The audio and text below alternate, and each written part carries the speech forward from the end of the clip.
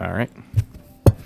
Good evening and welcome to the April 18th, 2022 Pine-Richland School Board regular meeting. Please join me for the Pledge of Allegiance.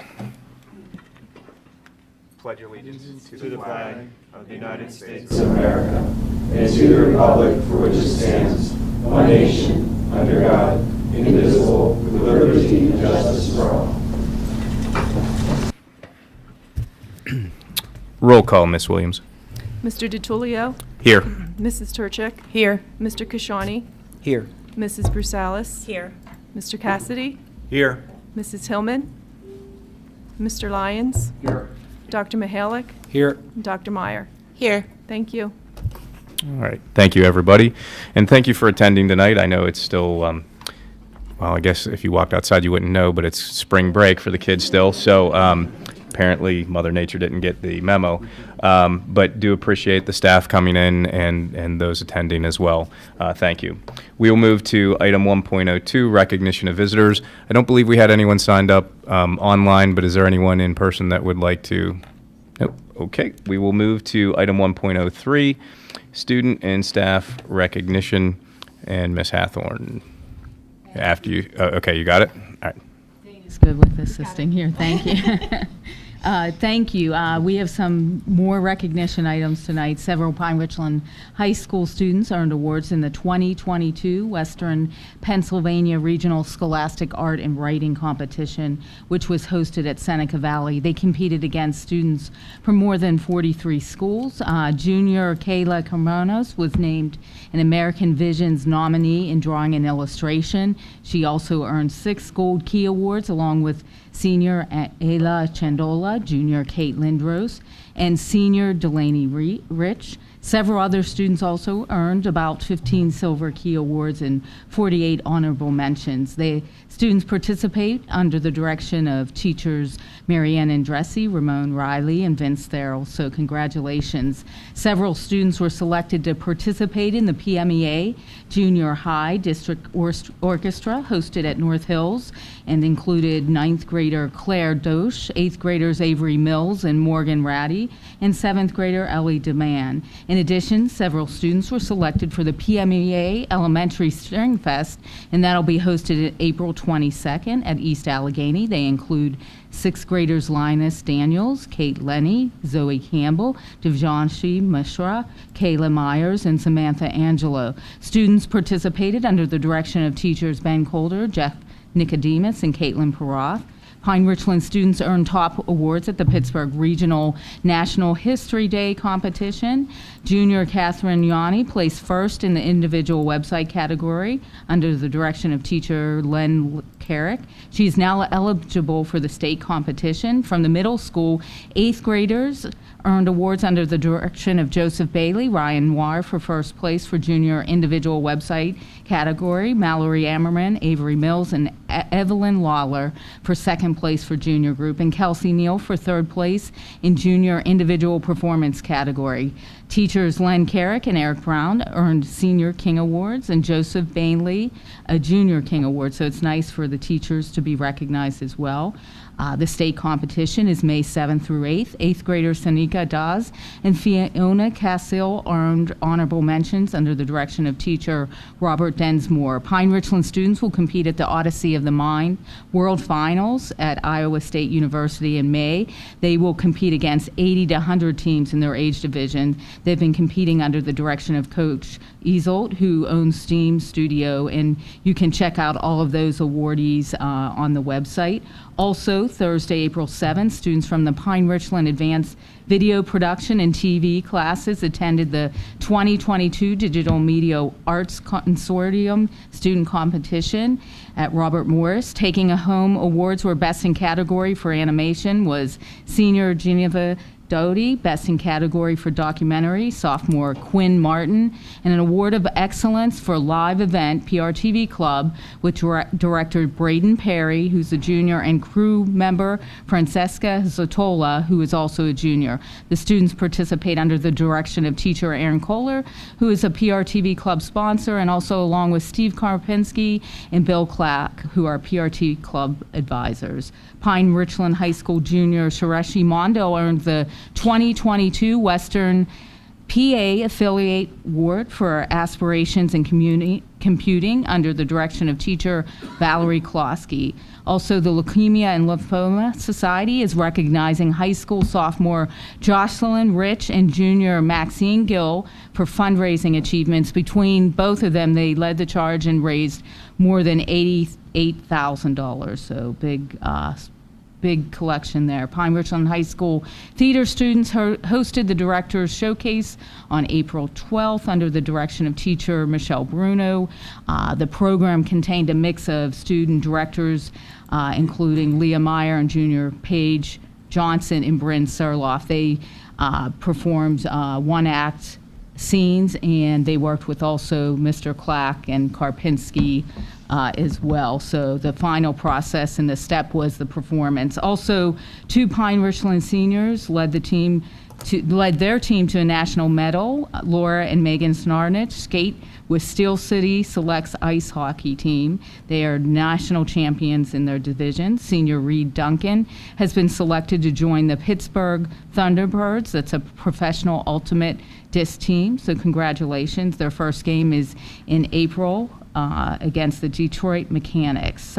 Senior Riley Wollerton was nominated for the 2022 All-USA Today Field Hockey of the Year Award, so good luck to her. Announcement will be made July 31st. Also, the Pennsylvania Wrestling Coaches Association named junior Jacob Lucas to the All-State Academic First Team and junior Joseph Schneck to the second team, so congratulations.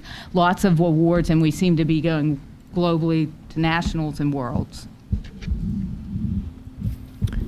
Thank you, Ms. Hathorn. That's fantastic. And I believe since your announcement last meeting that every group and every student wants to be announced before your last meeting. So, item 1.04, correspondence. Ms. Williams. The following people emailed the board: Jessica Horner regarding policy 832, Kathleen Rabati regarding PRHS PTO and policy 832, Jeff and Christine Creel regarding the canceled France trip, Rebecca Hoffman regarding the unconscious bias workshop, Ashley Fortier regarding the unconscious bias workshop, and Chris Bonneau regarding the definition of equity. Thank you. Thank you. Item 1.05 is a motion to approve the meeting minutes as attached. Second. Motion has been made and seconded. Is there any discussion? Seeing none, all those in favor? Yes. Opposed? Motion passes. Item 2.01 is a information item on the sustainability update, and I will kick it to... You could pass it to me if you'd like. I'll take it just a second, Oh, then okay, I'll go ahead, pass it to go ahead. Dr. Justice. I just wanted to take a second and acknowledge, obviously, Dr. Miller is not here tonight. This is the first board meeting that he's missed since he's been the superintendent at Pine-Richland, but he is en route back from Spain. So as most of you know, he and his wife chaperoned a group of Pine-Richland students to Spain. They were nice enough to do that. This is one of those cases where there were some COVID challenges early on, and some staff members that were initially scheduled to participate could not. So he and his wife stepped up, allowed these students to be able to have that experience. From what I understand, great time, just wonderful bonding of kids, and an opportunity to experience what they had learned all their years in terms of taking Spanish courses. Now practicing that in Spain was pretty cool, but he'll be back soon. Okay, I'm going to turn it over to Dr. J. All right, thank you. Sustainability update. So yeah, sustainability, we know that promoting sustainability and reducing our environmental footprint is one of our initiatives that we're working on right now. And so we have established a leadership council. The invitations are hot off the presses. They just went out via email at the beginning of April. And so we have a cross-section of our community, our staff, and even our students representing a 46-member leadership council. And we have 2 of our board members, Mr. Cassidy and Dr. Mihalik, who will be sitting on that council alongside us as we work to make a difference here at Pine-Richland. So as we know, we had several projects that were initially targeted at the start of the year. We're continuing to move through those, one of which will be on for discussion later today regarding HVAC in terms of those projects as well. But I think the best part about this is the students that we have selected will come to us from each of our 6 schools in pairs, so that we'll be able to try to develop the first 6 school council and a club really across all of them focused on sustainability. So we're excited about their participation, the student voice opportunities that it will yield, and our ability to work together. So the council will be meeting one time per quarter virtually. We're thinking it'll total about 4 by the end of the year. Then we'll still try to make up a little bit of a ground. And so hopefully as a result of this, we'll be able to look towards some of the paper reduction, preventative testing, the propane bus extension, all of the things that were on our list, but then brainstorm together what is our compelling why, and then build the momentum behind that initiative as we go forward as well. So council underway, we'll begin meeting, and we'll do some work from there and keep you in the loop. Thank you. Any discussion? Thank you, Mr. Cassidy and Dr. Mihalik, for joining the council. I think it's an overdue process, and I'm looking forward to it. Thanks. Section 3, item 3.01, the consent agenda. A motion to approve the consent agenda items 3.02 to 3.06 as listed. Second. Motion has been made and seconded. Is there any discussion? Seeing none, all those in favor? Yes. Yes. Opposed? Motion passes. Finance, Mr. Kashani. Yes, sir.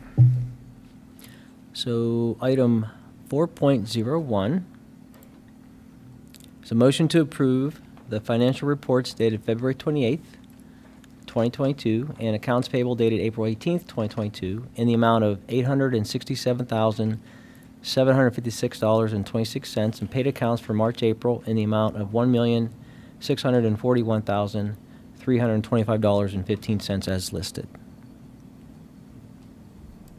Second. Motion has been made and seconded. Is there any discussion? Seeing none, all those in favor? Yes. Yes. Opposed? Motion passes.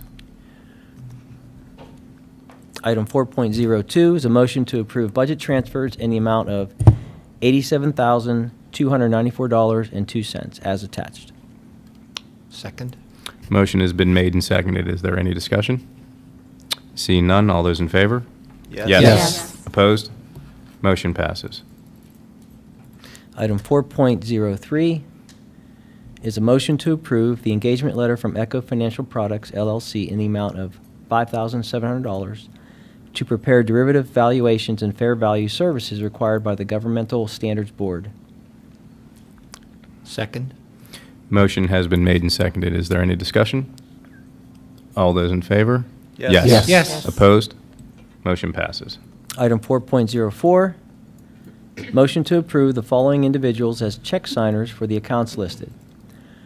PR High School Activities, Dr. Nancy Bauman, Principal, Dr. Frank Hernandez, Assistant Principal, Mr. Michael Barlak, Assistant Principal, Ms. Gina Mahowski, Assistant Principal, PR Athletics, Mr. Joseph Gironda, Athletic Director, Dr. Nancy Bauman, Principal, Dr. Frank Hernandez, Assistant Principal, Mr. Michael Barlak, Assistant Principal, and Ms. Gina Mahowski, Assistant Principal. Second. The motion has been made and seconded. Is there any discussion? All those in favor? Yes. Yes. Opposed? Motion passes. Item 4.05 is a motion to approve the engagement letter with Dinsmore and Scholl as attached, and the resolution that the Board of School Directors hereby authorizes and directs the school district officials, the school district solicitor, the school district's underwriter, PNC Capital Markets LLC, and the school district's bond counsel, Dinsmore and Scholl LLP, to make all necessary preparations for the incurring of debt of the school district in the form of its general obligation note to refinance the general obligation note series 2015A. Second. The motion has been made and seconded. Is there any discussion? I just wanted to recap why we're doing this, and then Sure. Dana, if you want to add some color. So, Sure. I do believe Mr. Pastel and Mr. Masidi may be online if you do have direct questions for them. But overall, what we decided back in March was to terminate the swap associated with this bank loan. So that piece is in process. But then we had to make the decision of what to do with the underlying debt underneath that swap. In the One document that's attached where it says Pine-Richland School District Series of 2015A, Series 2017 Updated Comparison. On the third page of that, just kind of jumping to the two options, the underlying debt could have been refinanced either as a bond issue or a bank note. With the bank note proposal that we have shown here, it is with PNC Bank. We did receive another bank note proposal, but it was a higher interest cost, so we didn't even include that one on this comparison. In looking at the two options between the bond issue and the bank note, the gross savings to the district in doing it that way, and or conversely the cost of issuance is lower with the bank note, so therefore that would be my recommendation as opposed to doing a full-blown bond issue. So this motion that you're approving this evening is basically selecting the bank note. On May 2nd, you'll actually have a formal approval of that actual bank note proposal, and that will all be written up by bond counsel. So there will still be one more item to approve with this transaction. But essentially this evening, again, this is to approve the engagement letter for our bond counsel to get all the paperwork started, and then just basically the selection of that bank loan option as opposed to the bond issue option. Okay, thank you, Dana. You're welcome. Any further discussion? All those in favor? Yes. Yes. Oh, sorry, my mic was off. Opposed? Motion passes.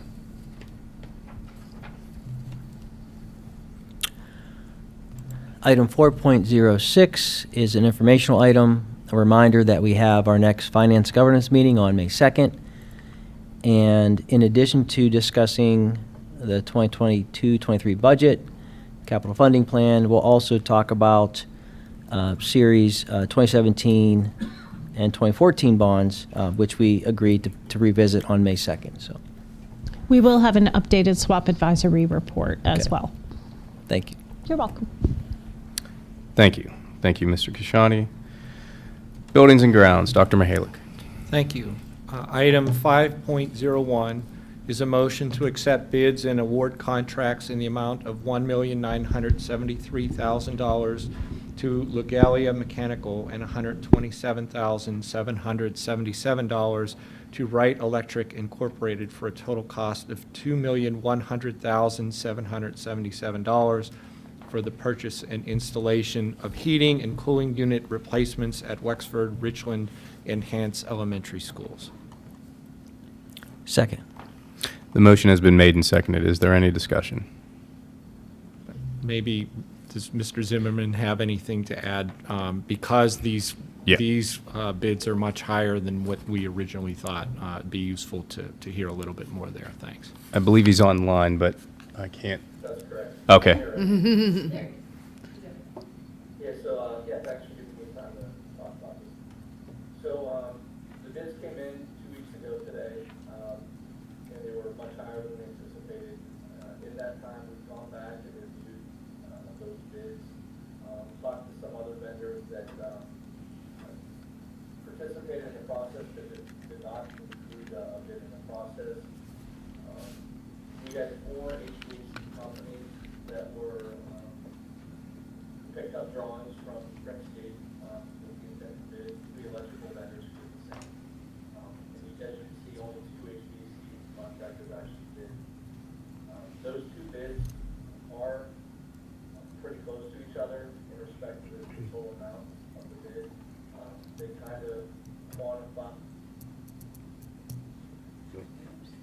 Jeff, we lost you. Sorry, Jeff, we lost you on that. Jeff, just wait 1 sec. Hello? We are messing with our speakers. Hold on 1 second. Jeff, can you say something again? Okay.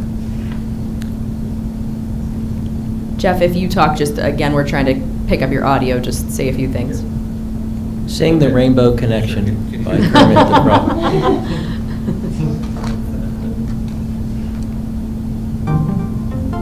Bear with us, almost there. All right, is it good, Sean? Yeah.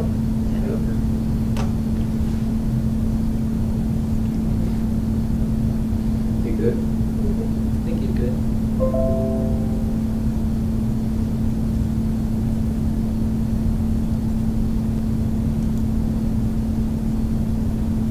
Jeff, can you say something now?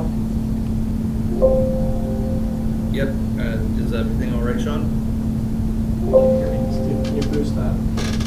It's just coming out very faint on our end. One moment, it's on our end. Okay. Oh, there we go. Sorry, Steve, it's only now.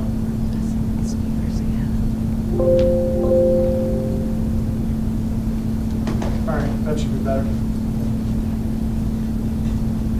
All right, is it picking up from my mic? Yeah. Yeah, sorry. Okay. All right, as I was explaining, I'll just kind of recap a little bit. We had 2 vendors that that bid the project. 4 actual HVAC contractors picked up the specifications and drawings from Printscape, so we thought we would have 4 vendors bid, but only 2 participated in that. And of those 2, they are relatively close in comparison to the cost of the project, so it kind of quantifies and qualifies those 2 as being in the right ballpark, even though they're higher than we expected. I know that initially in planning, we thought this project was going to come in right about $1 million or a little bit higher. So we're $1 million over that budget.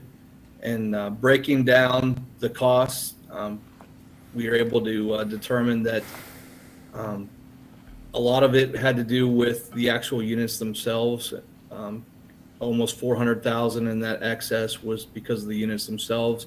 There's also a component of labor in there. And the fact that these units were going to be received kind of late, we weren't able to get them all done during the summer period when the students weren't here. We had to do a little bit of work at night and on the weekends to make this happen.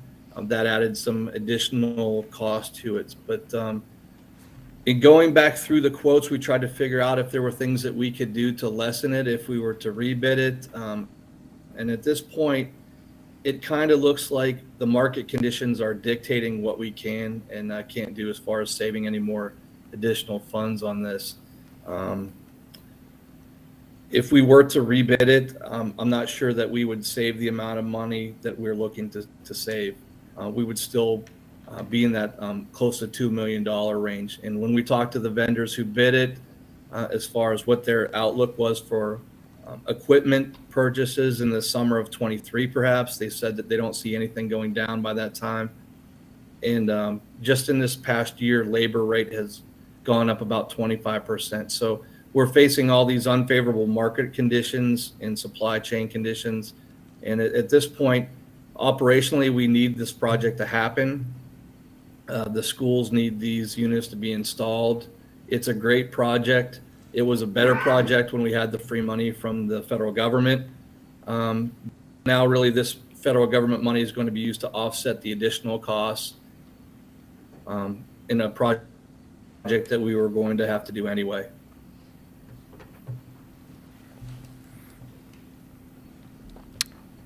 Well, thanks So for the are there any update. specific questions that anyone would like to ask me? Do you envision that for this project, because now this is more expensive, it's going to impact any other projects in the short term, budget-wise or project-wise, or does it require any reshuffling, or are we okay in a place where we can absorb this and keep moving with the rest of the projects that we have? So on a budgetary end, on Yeah, May so for- 2nd, we will have the Finance Committee meeting with joint governance as well. I actually have those documents pretty much 98% of the way done. So what I did was I included this project as though it was approved this evening.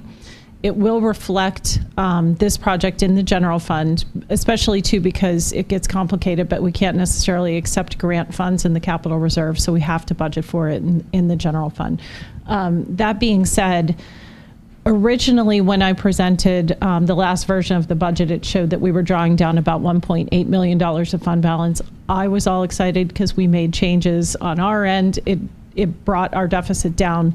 This brings it right almost back up to where it was. It would be at about $1.9 million of utilization of fund balance to fully include this project, to stay on pace, to include the rest of the capital funding plan. And actually, again, we did We did shift out some certain projects out. This will keep us on pace, though, for the roof replacements and the other HVAC projects. That being said, as I hate to say it, but I'm already mentally thinking about 23, 24 and how we stage those bids. My fear is if this pricing leads us down a rabbit hole with the middle school HVAC, I would rather us open those bids first so that we really see what that implication will be for that building project. And then shortly thereafter, we could have the green gym bid project open. I just feel like if we kind of flip-flop those, at least then we will know what we're dealing with in terms of HVAC. We can make the decision then. I know we've already talked about, as we think about 23, 24, we may be talking about pulling more out of fund balance, could be a portion of a tax increase. We could be looking at a small type of borrowing. A lot of those things are going to be dependent upon what these bids look like. But I do think that flip-flopping the green gym and the middle school HVAC project makes more sense in terms of the maintenance of our buildings. And then again, the other concern with the green gym, again, super thankful that we moved it out, because with all of the supply chain issues, we need to make sure that all of that equipment and everything that we need for that project is literally on site, because once we tear into the building, it's going to be very difficult to open school if anything's delayed. So kind of long-term project planning, that's sort of where we're at by approving this one this evening. I think that's very helpful. I hear that we have to keep moving here. Mm-hmm. We know that there's no forecasted glut of large capital equipment like this that's going to drive prices down anytime soon. We Correct. need this, so we need to keep moving. Yep. So thank you for presenting that. Can I ask a question? Sure. So I understand like the equipment piece and costs being higher because of supply chain issues. Mm-hmm. Why is the labor cost so much higher? I think you said 25%. Was Mm-hmm. there an explanation as to why that was such a greater cost? Yes, so we looked at the labor cost as well, because it went up just about the same amount of percentage points as the actual units themselves. Right now, the labor market is really tight. To get steam fitters and all the techs that work on the metal and the actual units themselves. A lot of these contractors are filling up their schedules for the summer already, and they're telling me that in addition to the labor costs being high, they're using a little bit more risk factors in their budgeting process to make sure that they can get these jobs done. And the fact that we're requiring them to work a little bit on the weekends and evenings because of the timing of the project, that added as well. But the labor portion was the toughest portion for us to put our hands around or put our mind around as well, because no one's really showing us their hand on what their labor costs are. Whenever I checked in with another vendor who didn't supply a bid to the project, they also indicated that they thought that those numbers were kind of in line and just with what the market conditions are doing right now. But that labor number is the hardest one to kind of to quantify right now. And Christina, also the complexity of the engineering is an unknown, Yep. and it could be a driving force of the labor cost as well. Yep. So they might have engineered a Lexus over there when a GM could have worked, right? I think we had that conversation, Mr. Zimmerman. And I think that we have a good process and a good design in there. We have some things in the design that are energy efficient and which are being called out at every new project now. So we didn't over design the project where we have people that bowed out because they can't supply the materials or they don't do that kind of work. This is pretty standard work for school design, and the equipment is the right level of efficiency for what we need. So I think some of the vendors right now are looking at the risk factors in the economy, and they're adjusting a little bit more than we would want, especially for the labor side. But that's the hardest part to quantify. Is there's about 200,000 in labor that's that's up to the discretion of the contractors right now. But the two bids being as close as they are, kind of lets us know that they're kind of in the right ballpark. These are two of the best vendors in the Pittsburgh area, with Ligaya and Resnick. And every other vendor and every other engineer that we talked to said that these are some of the most reputable companies that there's out there. They don't think there's any gouging involved. They just think that that's where we're at right now with the market.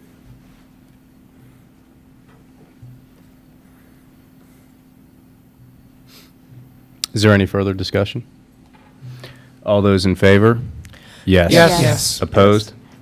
Motion passes. Item 5.02 is a motion to approve the purchase from Kurtz Brothers Corbett Co-Stars number 35-018 of furniture for library renovation projects at Eden Hall Upper Elementary in the amount not to exceed $51,000, Richland Elementary in the amount of $53,393.50, Wexford Elementary in the amount of $60,378.67, and the high school in the amount not to exceed $22,000 for a total cost not to exceed $186,772.17. Second.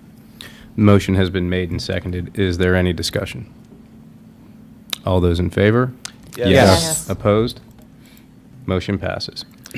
Item 5.03 is a motion to accept in accordance with Board Policy 702, gifts, grants, and donations, and with sincere gratitude, a donation of 100 automatic freestanding hand sanitizing stations from Active Wind for an approximate value of $60,000.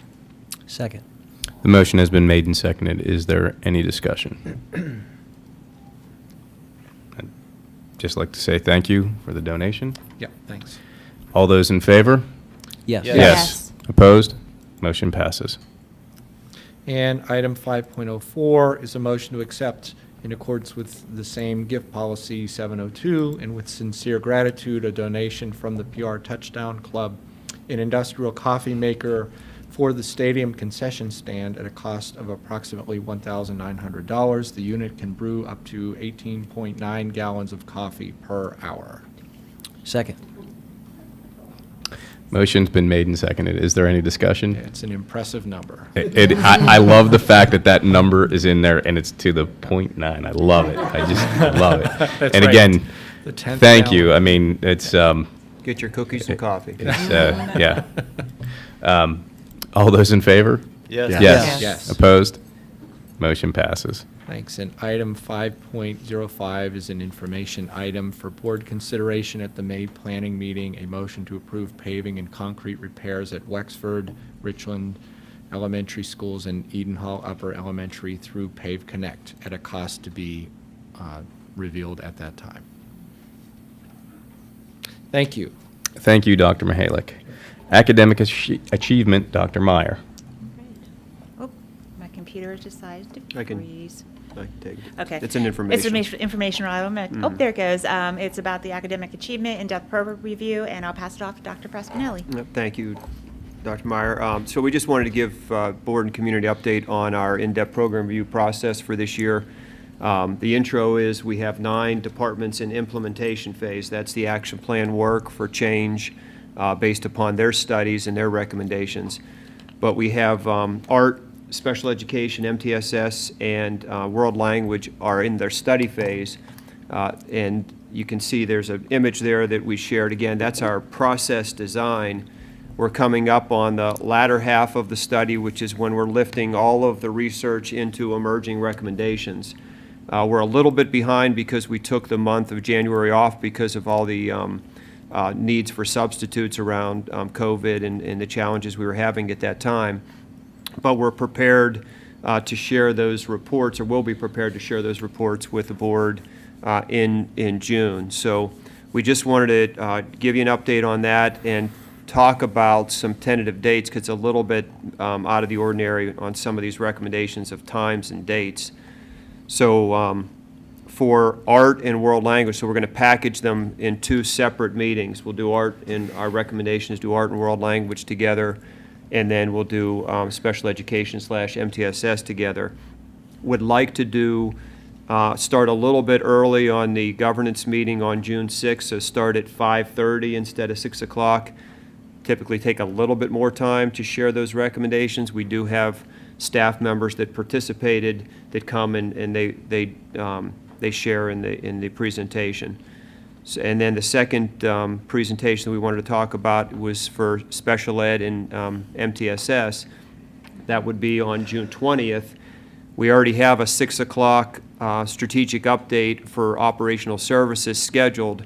Would like to propose a 5 o'clock, so that would give us at least an hour with you to share those recommendations coming out of special education MTSS. So just wanted to open that up for any comments, discussions around if those dates and times would work. Both of those are meeting dates with a regular, well, there's a planning meeting and then a regular meeting, and also the 2 joint governance meetings on the 20th. It just dawned on me on June 6th that I will be unavailable for either meeting that evening. I'll be on a plane to Geneva. So, We'll have that archived for you, so don't worry about it. thank you. Any other discussion on that? I think I've seen general nods that I think it'll work for everyone but Mark. Thank you, that's great. All right, student services, item 7.01, all action items were in, they were item 3.05 in the consent agenda back in section 3. So we'll move to staff services. Mr. Cassidy.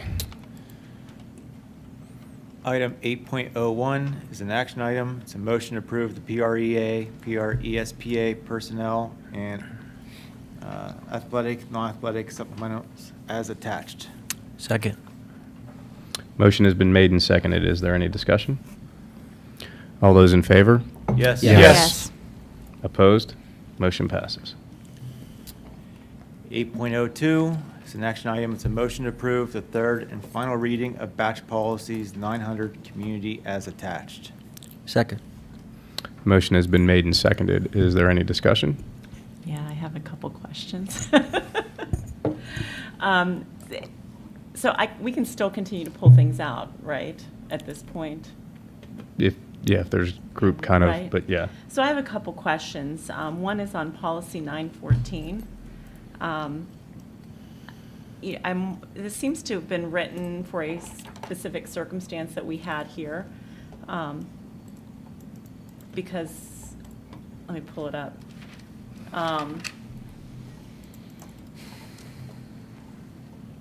That the board member elected by the board is designated as the official liaison between the district and the AIU. And I think for a couple reasons, I mean, obviously the current situation, I don't mean to open up a can of worms here, but that all districts in Allegheny don't have representatives, so there's not necessarily a guarantee that a person will be nominated or elected to the board. So I don't know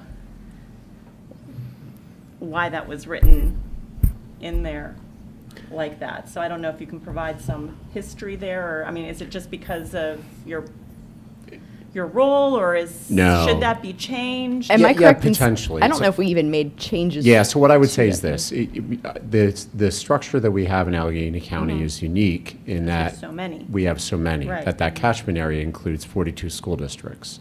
So you go into Westmoreland County, they don't. Right. Every board Gets a rep. appoints a member. Okay. In all likelihood, this policy just represents PSBA's sort of standard approach to intermediate unit relationships. So is this a problem to keep it this way because of the way Allegheny County is structured, or? do I we- wouldn't see it as such, just because each of us in our role alike, we, even the administrators, we liaise with each group. So we have a curriculum directors group that Dr. P and I Right. go to. And the There's a superintendents superintendent's do, group. yeah, There's a right. tech group, a Right. finance group. So we all also liaise. Yeah. I don't see this as being problematic in that sense. And if I remember correctly, this was passed before we had a rep on the board the last It says it was time. adopted in '94, last revised May of 2017, and no changes since that point. I was Yeah. on in 2017. Yeah, but I mean, I think if I were to be literal, take it very literally here, most of these duties we delegate to the administration in terms of, is this something or service we want to offer here, or are we looking at IU services? So it's So I guess possibly. how technical do we have to get on this policy, considering that Allegheny County has a unique circumstance because of the number of school districts? And we're at a size where this would be, really navigating the AIU programs is not something board members would necessarily be doing anyway. I would expect at virtually all districts that to be primarily an administrator's function, is to know programs and services and make recommendations about which ones we may do in-house, which ones will take advantage of other resources. So I think the policy, I could quibble with that for many districts, not just one in Allegheny County. But mainly I'd say, do we understand how to work with the administration and the IU? And I feel that we do. And if at any point we don't, whether we're doing the 900s or we're not doing the 900s, we sure as heck should speak up and say, hey, let's manage ourselves a little better with respect to the IU. So I think it's a good point, but I don't know that it's worth sort of pulling out and rewriting if we're clear on what that relationship is. I just bring it up to point it out. It's fair enough. I think it's valid. I think it can stay in. Does anyone really want it pulled?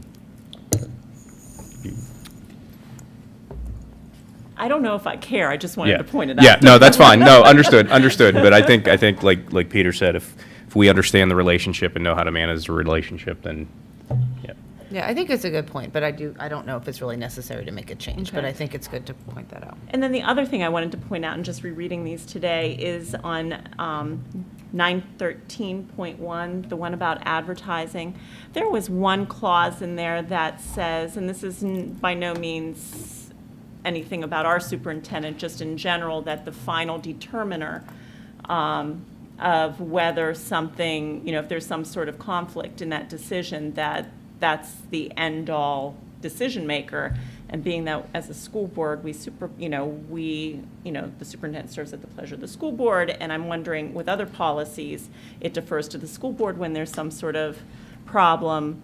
Is this another case where that should also happen? And let me pull it up so I can get the exact. Yeah, no, without going you're through. right, yeah, and that was discussed. I mean, it hasn't come up, but we beat up, debated, deliberated the advertising policy pretty extensively in years past. I think the first observation we'll make is that we definitely needed the administration to have that authority to act. And frankly, sometimes they weren't given a lot of notice in dealing with the board meeting schedule. So we knew that we didn't want them all coming to the board. I think what you have here and what you would want to try to avoid is a situation where the scope of routine administrative decisions are explicitly given but anytime you want, you can just appeal to the board. So, in fact, we don't do that right in a lot of other places. I mean, there are some places, and Don can get into it legally, and especially around, disciplinary matters where the board acts as a body of appeal or last resort. So many other things in terms of setting, schedules, what courses to offer. We don't necessarily have a formal role. We've given the administrator that role. We cooperate, we talk. So we're informed. That's why we have so many information items up there to check in. So certainly we would and have checked in on advertising. Now, we see much less of it and much less proposals coming than we have in the past. In my experience, we used to talk about it and talk about what it was, and anything out of the ordinary would come up in information items or weekly updates is how it was handled, rather than us being sort of a final arbiter, and someone could say, well, I'm going over your head. I give you that just as background, and then I'll leave it there. I just add some insight to, so typically what will happen is, if it's a request at the building level, so the building administrators are involved, so there's a lot of collaboration between the organization and the building administrator. If it's athletics, it's the athletic director, so there's collaboration there around if there's some recommendations of tweaks or changes. And then if it's more of a district-wide thing, it would come to Rachel, and she would provide some feedback. And again, we're following the policy and providing that feedback to those that want to advertise. That has worked. And I agree, I think if it would come to the point where there's a disagreement between the organization and the administration, that would be something you would see as a board in a weekly update to say this is where we're having, some level of challenge. We haven't experienced that, but I would imagine that's where that would be. Yeah, I know that in the role that I'm in right now, and Peter can speak to this, anytime something would come up that would be anywhere off kilter, there would be a call first and a discussion with the president, and then if it needed to go further, it would. I'm comfortable with it as is, based on the communication that happens, and allowing them to work and do their job, versus needing to necessarily wait the required time for the next meeting. I get what you're saying, but again, if something came up that we felt strongly about, it would come up obviously at the next meeting. So.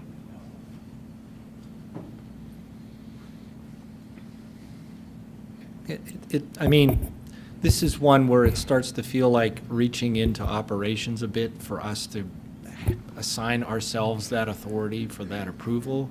I think generally it makes sense to entrust the administration to handle some of these things like that, knowing that if it's a big enough deal, it would come before the board for discussion. So I agree with But I what think the way that people it's have written said now, before. if it were a big enough deal, it doesn't come before us. The superintendent is the final arbiter. That's So maybe true. in practice, it's brought before us, Right. but as policy, it doesn't have to. And I'm not, a future superintendent may not be as good to work with in these situations and make different, Yeah, you'd run into, literally, someone who wants to put up signs at the high school for their event, and the principal said, well, that's not really an appropriate use of the Pine-Richland logo or whatever. Well, I'm going to appeal to we're going to get people standing up with, this is my poster, and it was denied, and your policy says I can come to the board and ask for approval. I don't know that that's where we want to be operating. Is the main thing. I don't know that our skill set is there being that final appeal process either. I like that we hold the people accountable for their decisions in a formalized manner, rather than this feels like every tiny little decision. These aren't necessarily big decisions when it comes to approving advertising. And if it were, if there was some advertisement that for whatever reason, an administrator was adamant about getting it there, we could always pass a resolution forbidding it.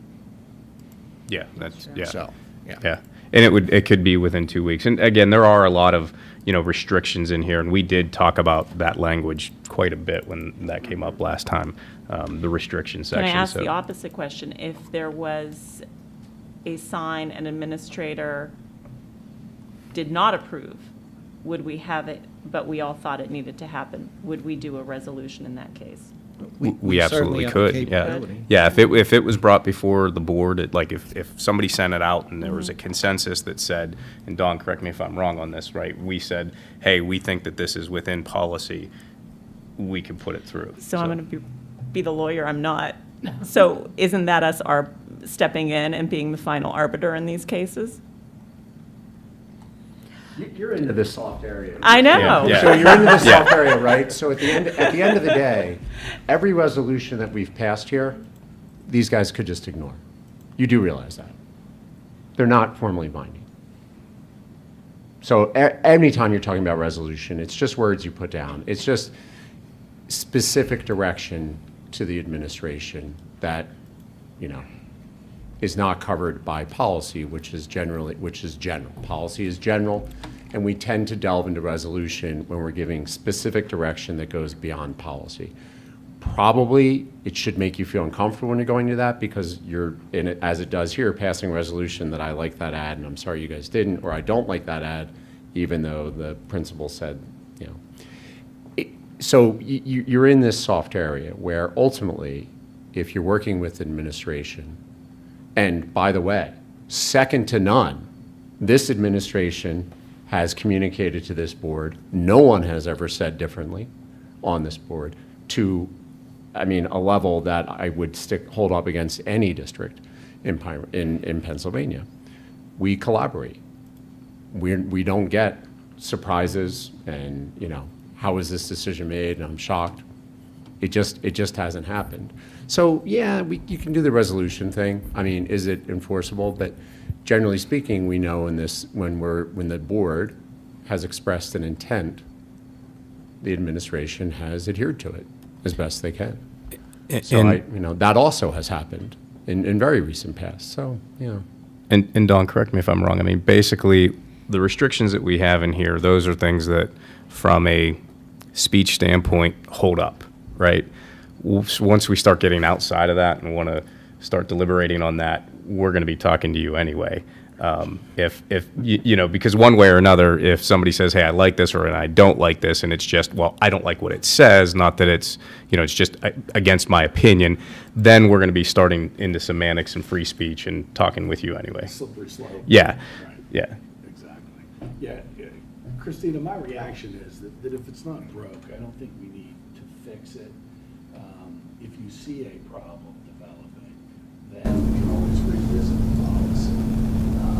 I don't know how many, and I think there would also be a timing issue frequently, I'm going to guess, because this is probably on sometimes short notice where a decision is made. So I'm comfortable where it is right now. I understand the point that I think ultimately a board is keeping control of the rec. I'm comfortable with the policy as I understand it. Just one more added, just for insight, so that the AR for this is extensive as well. So in terms of the guidelines for administrators to follow, we worked on that when we modified the policy last time. All that is on our website, so that's a wonderful guide that, our community groups, I think, go to and use. So they've got a lot of resources which have eliminated a lot of those challenges, and then it's typically some tweaks that we work with and we're able to resolve.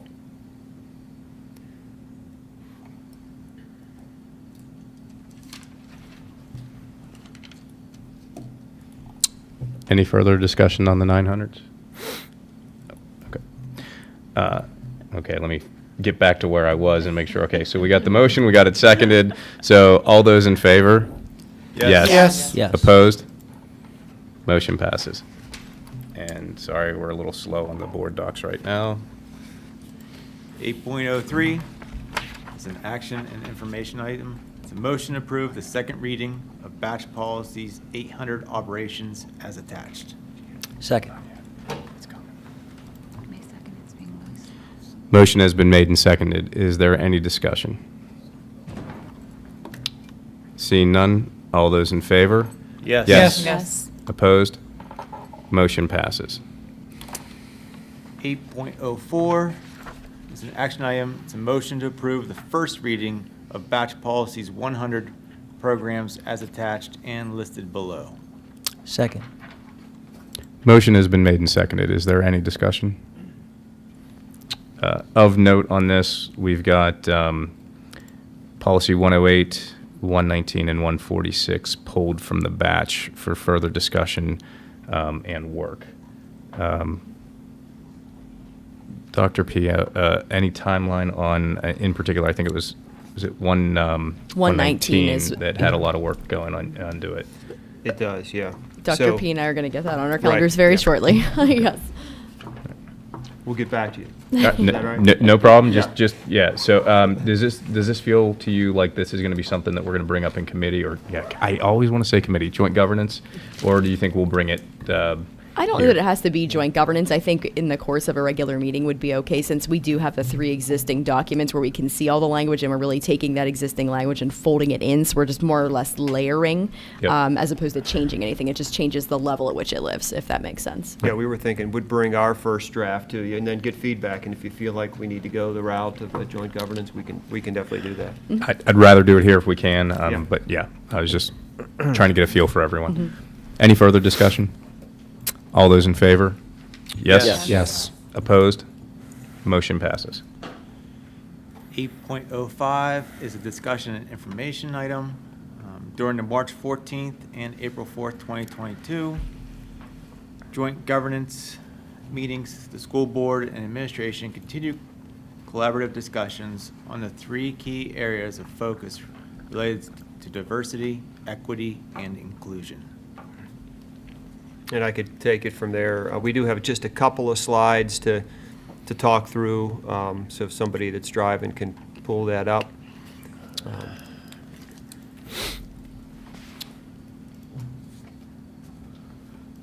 Thank you. So again, as we've been talking through this policy, I mean, this is one, again, we appreciate the feedback and the time that the board and community has put into this policy. This is significant policy work as we talk about the other policies. But we have continued that circle of listening and modifications to the feedback that we have received. So we wanted to share that based upon the last conversation we had here with the board. Two key things that we want to talk about tonight is just some updates in terms of the internal diversity, equity, inclusion audit, and then some modifications that we made to 832. So first of all, with the audit process, some of the feedback we received last time was expanding out the internal group to make sure that all buildings are represented. So we have done that. We did reach out to the other schools. In some cases, it was the ask. We talked about that last time, not the volunteer, but the ask to participate. We have added additional coach. I think we received some feedback regarding some additional coaches as part of that internal audit team as well. And then we also modified that third data collection tier. If you remember last time, we were thinking it was going to be more of a discussion, but with the way that this audit is designed, we think we can really capture more voices through a voluntary survey. So those last 59 questions that come out of teacher behaviors will be opened up to all of our teachers. And voluntary, so they will not have to participate, but they'll have the opportunity to participate and will receive that information before the end of the school year. The other two sections of the audit, as we discussed, we see that as facilitated sessions. We do have 4 board members that are part of that. If other board members are interested, would love to have you as part of those discussions as well. We do have a tentative date that we wanted to float past you as well. May 11th is our first preference. That would start we're looking to start it at 4 o'clock. We know that's a huge challenge for board members to get to the school, but we also have the challenge of so many staff members that we would be asking to stay after and continue this. We're anticipating it probably lasting about an hour and a half. Start in a large group, provide an overview, go into these breakout groups, discuss each of the questions that are part of the audit, come to, to the best of our ability, a consensus, and then at some point soon after, we'll have the data to share. So I'll pause there. Any feedback on the audit process? The tentative date is May 11th, starting at 4 o'clock. We don't have a location yet, but at least for the four board members that are part of that committee, if you could weigh in to say, and Lisa's not here, but for Peter, Carla, and Mark.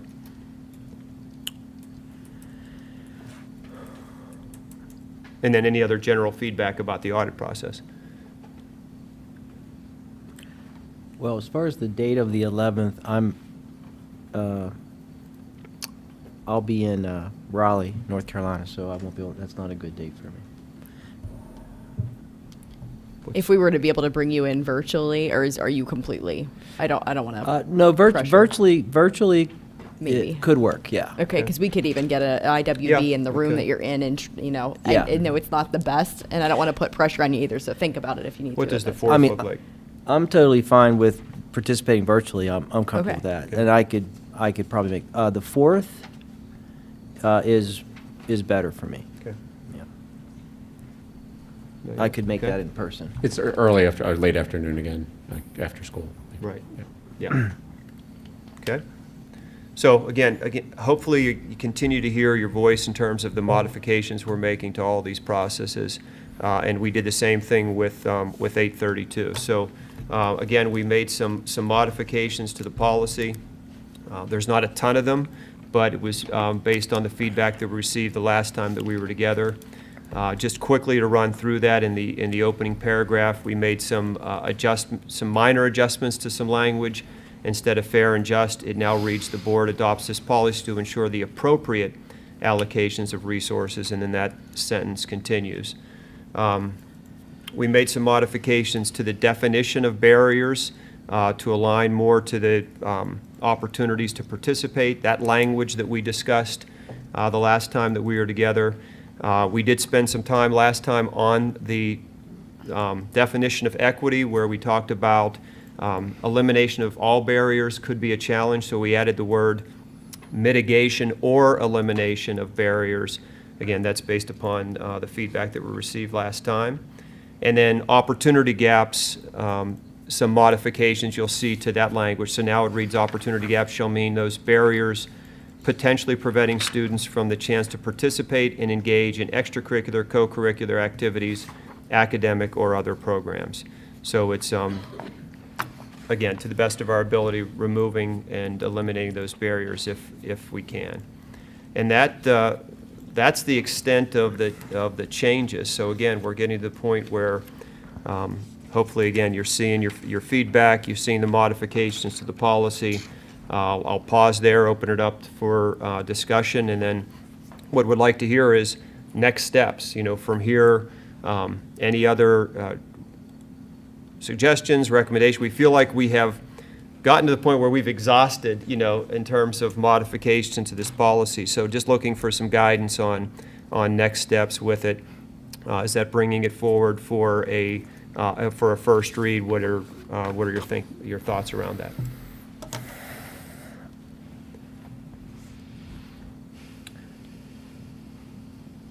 I'll go first, if that's fine. So thank you, Dr. P. I think for me, this is really close to being something I can support.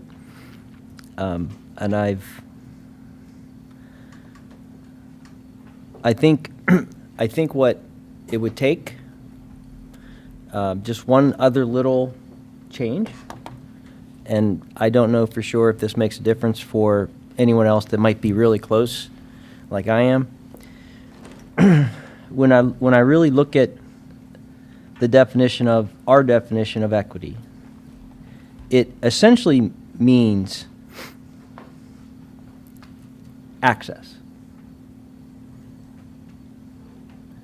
So when I really think about what the word means in our context, it means access. So therefore, we could actually use the word access and define the word access and use it in place of equity, and it works pretty cleanly. So when you go through, I went throughout the document, looked at every place that equity was used, replaced it with the word access, changed DEI to DAI, and it works. So I'd like to offer that for consideration, and that would get me across the goal line. Is it more clear? So one of the standards should be, it's more clear. A person on the street, community member who hasn't had the pleasure of sitting through our hours of committee deliberations would understand what was meant there. Doesn't feel more clear to me. Doesn't feel to an audience, not this audience, potential community audience, 3 and 5 years hence, that it's more clear what we're trying to do. And so why would we do something that makes it less clear? So what's wrong with the word equity? Well, what's been wrong with it since the beginning? Which is what? Please clarify. We keep asking. No one tells me what it is. It's I like mean, a secret. We've been through this. I'm trying to offer something that. What's wrong with the word equity? Let's not move past that. What is wrong with the word equity? What's wrong with the word access? What's the goal of this? Not Right. answering the question. It's Well, been no, five I mean, months, and you guys are dodging the I question. get it, but from the It's, beginning. what's wrong with the word equity? I believe the word Mark, access is and unclear. don't- I just said don't- what's wrong with it. don't- Greg, I just want Mark to answer. Well, What's wrong with the word access? I made a point very clearly. Everyone in this room now knows what my objection is to the word access. Everyone. What I is don't wrong see it with as the word unclear. equity? So I'm happy to answer that. So what's wrong with the word equity is what it really means. And this is what it really means. Equity recognizes that each person has different circumstances and allocates the exact resources and opportunities needed to reach an equal outcome. So this is in the. Where did you get that this is- source, Mark? This is in Source. this is in a document which is comparing equality to equity. What's the source? I'll send you the source code. No, I want to know what the source is now. We're an academic institution. You don't just No, make something up and spout it off. so I know got a it number of very us clear. from the very Please. beginning have talked about the fact that equity is outcomes based. I know there's at least 3 of you that believe that that's not the case. No, but- Greg, you've repeatedly asserted it but without we've- evidence. but- And but- we have multiple definitions that were Thanks. provided. We've got that definitions all over the completely place, and- contradict it. University And- wants to sugarcoat the definition of equity, doesn't mean that that might be. Sugarcoat it. Wait a second, the military is the university? Very Wait a sugarcoated. second, did I just This hear you say the military is the You guys university? want to distort it and turn it No. into something Carnegie it's Mellon not. No. sugarcoats? Equally. I'm sorry. Liberty, Carnegie sugarcoats? Mellon doesn't sugarcoat Pitt anything. sugarcoats? Yes. Duquesne Christine, Carnegie sugarcoats? Mellon Listen, does not Temple sugarcoat sugarcoats? You're asking a question. anything. Ohio You're State asking a question sugarcoats? of. Clemson What sugarcoats? world you live We in, can make where the a same major argument university here can be No. construed that as it is sugarcoating as anything. unclear. Yes, no. as Okay, You're you okay. just claim sabotaging it. access. I want That's a all that's source. happening here is I want a sabotage. source. To different people. And when we have our vice Give us a president. source. Give us a saying- source. When we have our vice president saying that equitable treatment means we all end up in the same place meaning Date, outcome. date and time, she I'm said fine. that. I'm And- fine. If and it listen, does Christine- it matter for the definition? And Does part it of the really problem with matter? doesn't equity matter is because it is we're a still very not given a source of a is definition. Why are you so married to equity? What? So Because so that's what they when- use in the world, Because Greg. everyone else knows what equity means. in all Like of I our said, past policies, Pitt, we've talked Penn about State, equal Carnegie access. Mellon, Clemson, Again, Liberty. If University Liberty. of Pittsburgh, if we want to use their Liberty. definition to whatever, I think there is a lot of sugar coating of this definition. As much as we have tried to sugarcoat it here, it means something to a lot of other I'm people. And so astounded. I think this Where did you word get You where would did you get accuse- your meaning from? Tell us So- where you get your meaning from. So here's the Say bottom the line. quiet This is part gonna out loud. this You're is making it up. This I know is you're going to making it up this because is going the to get us definition that was nowhere. offered, I just want to be The- clear. The definition that was offered, you couldn't even give us a source in a public meeting? You couldn't even give us a source for that definition. Look, And then go on to Or you're insult afraid to. major How many times institutions have- to say they I mean, sugarcoat things. Like, that's this is insane. not, this is, this is guys, not third grade. so My high school sophomores can't get away with that. No source? Peter, if you want to attack me, I'm then- attacking the definition. So the definition. We're not the attacking you. definition- It's not the- personal. but Just give us so- evidence. So I am proposing a word that may help us get this policy passed. That's what really matters here. I don't know Why why. don't you like equity, please? I answered it now, Carla, for 6 months. Why I don't like it? I've been Because you pretty have a consistent. made-up definition of equity. Whatever. So what? Even if it is. Okay? It's not made up, but let's focus on what we're attempting to do, which is pass this policy, get support for this policy. If you guys want to continue to be hung up on this word equity, it won't get passed. To be clear, you're the one who's hung up on it. You're hung up No. on it. No. Okay. We're not Point hung your up fin- on it. Point your So- finger at me. I don't care. You're I'll hung up I'll on it. take the arrow. I don't So- care. so- I'm trying to get us to a point where we can If- get this passed. If equity is in this policy, and I'll just, a nod. Equity fly with you, Joe, yes or no? It flies. So you're okay? No.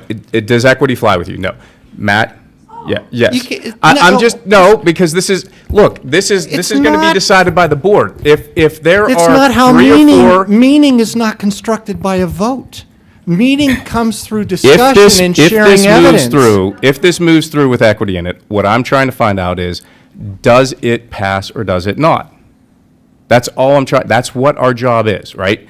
So we can debate what definitions are, but the I bottom line is, believe- if there are 6 people that say, or 5 people that say on this board, no, then it doesn't matter, right? So again, in the past, what we've used is equal opportunity, right? That's what we've used. This is flat We've Earth changed it to society equity. reasoning.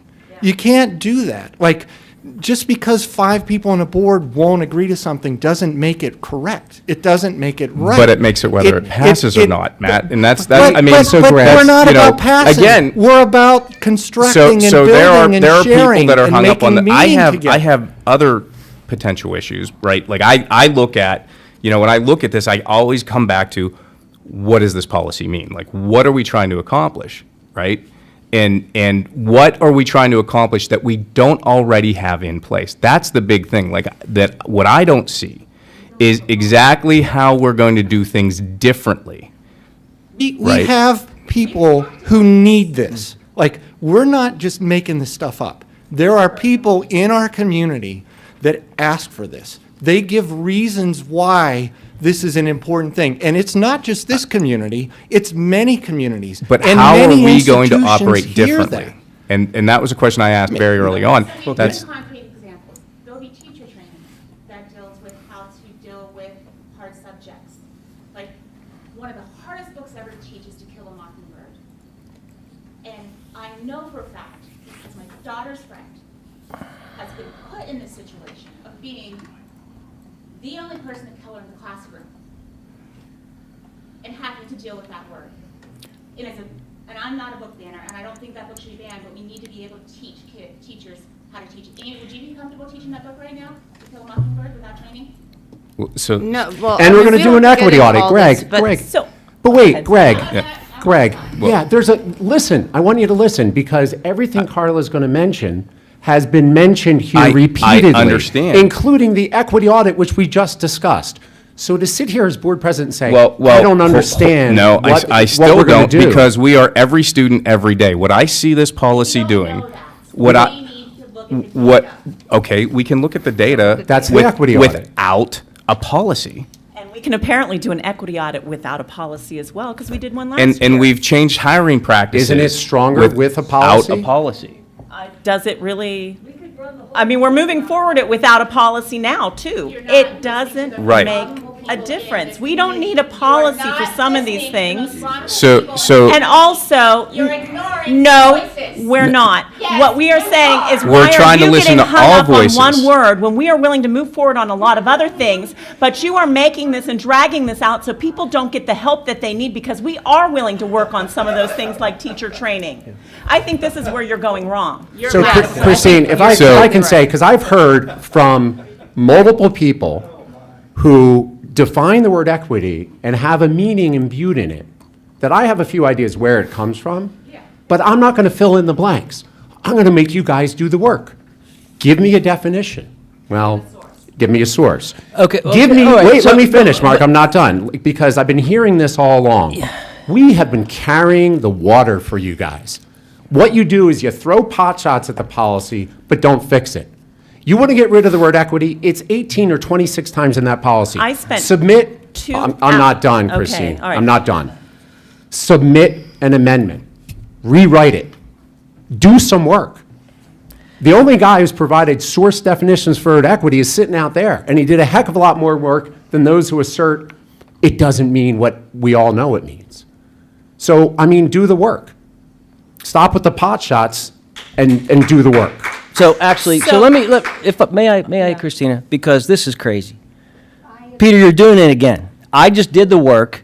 I just suggested a specific solution. You want to source the Milken Institute School of Public Health, George Washington University. I thought this was a pretty good definition, okay? So the idea was to now this replace is the not word first equity source. with access That's everywhere. right. I gave it specific example of how we can modify this a few minutes ago. So if you guys want to get hung up on equity, then we won't go anywhere. But if we want to move it forward and get this policy to a point where it sounds like, I can certainly say I can support it if we get rid of this word equity and use the word access in its place. Access does not mean fair treatment. Christine, Access means you can get at something, but it doesn't mean fair treatment. So it's an incomplete definition, which equity encompasses fair treatment, because that's something that we all agreed on last time we met and talked about it. So that's why equity, it's a broader value concept that is Yeah. more than just access. You're right, Matt, it is, and that's why, that was the one piece of this that was not ideal. We could, because again, treatment we. is we not could- ideal? We could, no, in the definition, as I look at the definition, so what I did in my version was substituted access for equity. So in the definition, access would mean fair treatment, because I'm defining it Doesn't mean like fair that. treatment. Access doesn't doesn't mean fair treatment. Well, You're equity hung up doesn't on mean what it equity. means, Access doesn't but mean we fair defined it treatment. to mean what we wanted it to mean anyway, so I'm doing it with Right. access, You okay? can't do Christina, that. I know you want to make. That I wanted to make the point, just to make up- assume that just because we don't like the definition of equity does not mean that we haven't put work into it or spent time. I spent 2 hours going through this, offering suggestions and places where we might work together. Have some of them been reflected in this? Sure. Have all of them? No. But to say that we're not all serious about this, I think is not accurate, because a lot of us have spent time in this as well. But I can say, you're not listening to the voices, because I know you've been invited to things that you've chosen not to go to. I think that's also not very fair to say, The because you reason I don't know say- why So I Doc- couldn't Dr. go. P wanted to weigh And in I on have something. certainly offered to folks, when they do invite me, I offer my reasons why I can't. Dr. P? Well, first I'd say, I mean, we have appreciated the time. You guys have put a ton of time, and we had even the one-on-one meetings to talk about this specific policy. I mean, I've never experienced anything like this. But it makes me think, when we first started with this, we struggled internally because of definitions, right? Everybody has a little bit different of a definition for some of the terminology. And that's why we landed on, it's so important for us to have the definitions here. I mean, we're going to use, whether you like the word equity or not, we're going to use the word equity in conversations. It's going to come up, kids are going to ask in a social studies class, hey, what does this mean? And, hey, I'm going to this college and university or into this job, and there's going to be terminology that they're going to use there, because we see it everywhere, that we have to have a definition that we land on. So having it in a policy, and that's all it is. It has equity in a definition, and in the other places that you see in this policy, it's embedded with diversity and inclusion, because that's how we've been referring to it since we started this work years ago now. So that's why we just feel strongly that because if not, all we do is argue about what does it mean. It means what we have it here for Pine-Richland. And that's where if the conversation comes up and a student says, well, what does it mean? Well, this is what it means to us. And then you can explain that. And you can argue that it means this to somebody else over here, but the policy takes us back to our definition and allows us to then get to work. Because if not, all we're doing is arguing definitions, and we've run into that time and time again. I would suggest that words are not like mathematical variables where you can just make up a definition and say, this now means this. I mean, that's what George Orwell writes about in his books, is of arbitrary governments making up meanings of words and inverting them. That's not where we want to go. Meaning of words comes from people talking about them and relating it to shared experience, and why we have things like dictionaries to try to be an arbiter of those things. And so if there is conflict in meaning of something, then we need to have a conversation about it. So you mentioned the Millikan Institute for that definition. We should talk about what motivates them for coming up a definition that way versus the way that most other major institutions use equity. So let's use the definition in the dictionary of what equity means, okay? Well, which dictionary? Which dictionary? Let me get a specific dictionary. It matters. It does matter. Is Merriam-Webster official enough for you? Yeah, sure. All right, so let's look up what equity means there.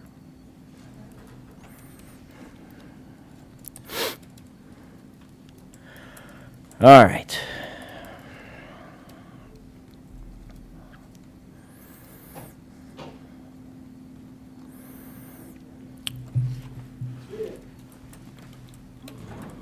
Well, none of these are even close to what we've defined it as in the policy. And that's, we talk about you can't change words. We've changed equity a number of times in this policy. That's why I think a word, Mark used access, I keep going back to equal opportunity. It's not being the same. Equal is we give everybody equal opportunity. Yeah, well, I like the definition of just using the word fair treatment to me. And, Carla, what you spoke about, I agree with a lot of what you say. I do think we need teacher training. I've said this for week after week. We need to look at our data and how our students are doing. Both of those implementation of both of those things, I don't see where you see equity coming into those things. Those are just a way to take a look at what we're doing here and so make sure we're doing a good thing.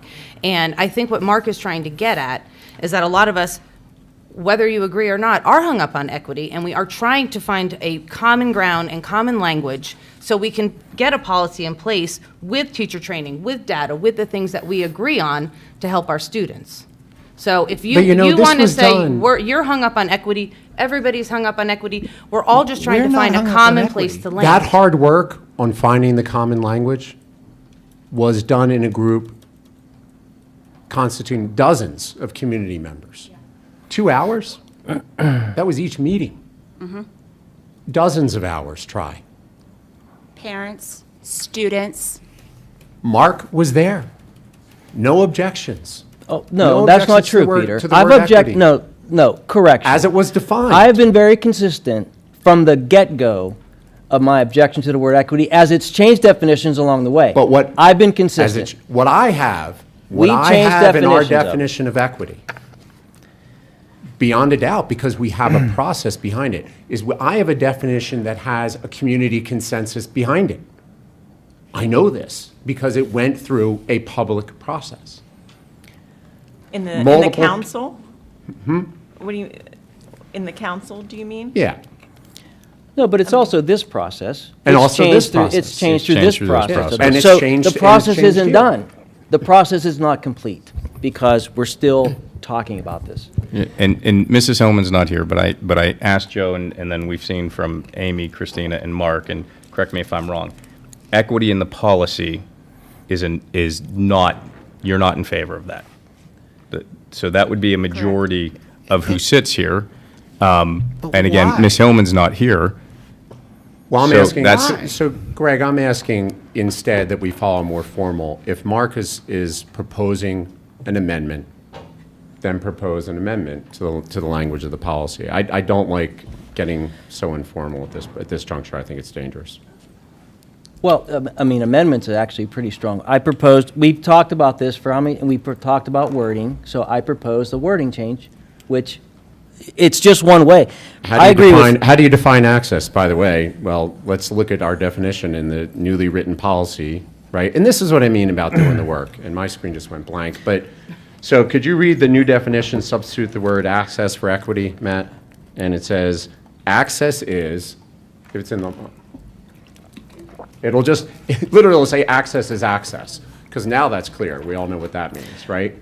okay, so, So if we replace the word equity with access, access shall mean fair treatment, access, and mitigation or elimination of barriers. I don't even think you need to define access there. I mean, I only did it. Because we all know what it means. So- No, we don't. we can, there were so many definitions in Merriam, I'm not going to read them, but if you just pull up dictionary.com, so here's the definition of equity in dictionary.com. It is the quality of being fair or impartial, fairness, impartiality, okay? That's the definition. So our definition takes it a step further, though. Our definition actually says, no, it also means mitigation or elimination of barriers. Yeah. So we've taken the liberty of extending the definition in the context of our policy. So But that's we, consistent with fairness. It's a more okay. specific, greater specificity. And by the way, but there it was works, no- so it works, So it so works. we can But Mark, tweak it. and that language, let Amy, me what be did you say, clear where that fairness? came from. That treatment. clause came from those who wanted to clarify the word equity. I didn't put that in there. The mitigation term was absolutely from those who You're wanted right, to. Peter, and it's only because Dr. P's on record last meeting saying, in absolutely no way could this policy exist without the word equity in it. And I don't accept that premise. Never have, from day one. So I'm being consistent with my argument from day one that I'd like to see a policy without that word. I can stop trying to offer solutions because I just keep taking arrows in the back. Oh, stop So- it. Stop So- being a I'm martyr. happy to start. I'm happy to Stop to start being doing that. martyr. I am. Because come we on, have Carla, a word, we being a have a martyr. word. I that- propose a solution. You cannot like it. Just say you don't like it. That's fine. Yeah, and again, regardless of where we all end up, the bottom line is, what I'm hearing here is this policy does not have support with equity in it. That is what I'm hearing. Once again, regardless I if you really agree, rather- if you So, Greg- agree or disagree, whether you agree or disagree, that's what's being said here. What most No, I people understand, hear but when you listen, say that listen, is yeah. this policy can't move forward because it has fairness built into it. And- That's and- and basically we are what's gonna- being We are said going to here. debate that a little bit, Greg. And it We're not doesn't- going to just move on. We have think 5 about votes, what you're and saying. that's it. Well, I mean, here's the bottom line. If you want to keep debating what equity means, and we're going to come up and No, we redefine know, it. by the way, we know what equity means. It's defined. Well, So we all know. it's defined here, it's defined elsewhere. I mean, to me, let's go simpler is better, right? What is the purpose? It's fair treatment, it's I mean, access. fairness it's could work too, but fairness then doesn't address the access side of it, right? Right, right. Fair treatment, access, mitigation, elimination of barriers. That's what it is. So, That's- but that it's, is- but that's- it's, I but agree it's with you, not, Greg. it's not equity in all the different definitions that are out there. It just, I No, mean. Greg, no, I mean, you can't keep making that up. Diversity's pretty, well, it's not made up. I mean, you go into Webster, Mary, and I've done that before too, and there's 17 different definitions. We're going to say, well, we're going to define it this way. Well, somebody else might come in and go, you know what? Equity, no, that means, because there's elsewhere where it says it, that means outcome. So, and again, I know you disagree with that. But we've clarified it. We have attempted to clarify it, but You so guys- you're making this whole thing you're so saying incredibly you're political. saying no. I believe the opposite. No, you're 100%. so fragile. 100%. You're so fragilely It's so afraid ideologically divided. that someone on the right is going to accuse you of being soft because you voted for something called equity, when what it is, you completely agree with. You completely agree with, but you don't want that label pasted on you. No, It is- what I agree with. There's no other reason offered. What I agree with is equal opportunity. I'd go with equal access too. Or fair access. I get that. Fair treatment and access. so which again- is right. Again, you keep saying the words that are in the definition, Greg. No, it's in our definition. So why don't we just use the words? Why don't we just use the word? Because the word is defined multiple different ways. Okay. not. So Yeah. let's, It doesn't. somebody with a working computer, call up the definition of access in Merriam-Webster and tell me how many definitions you have to access.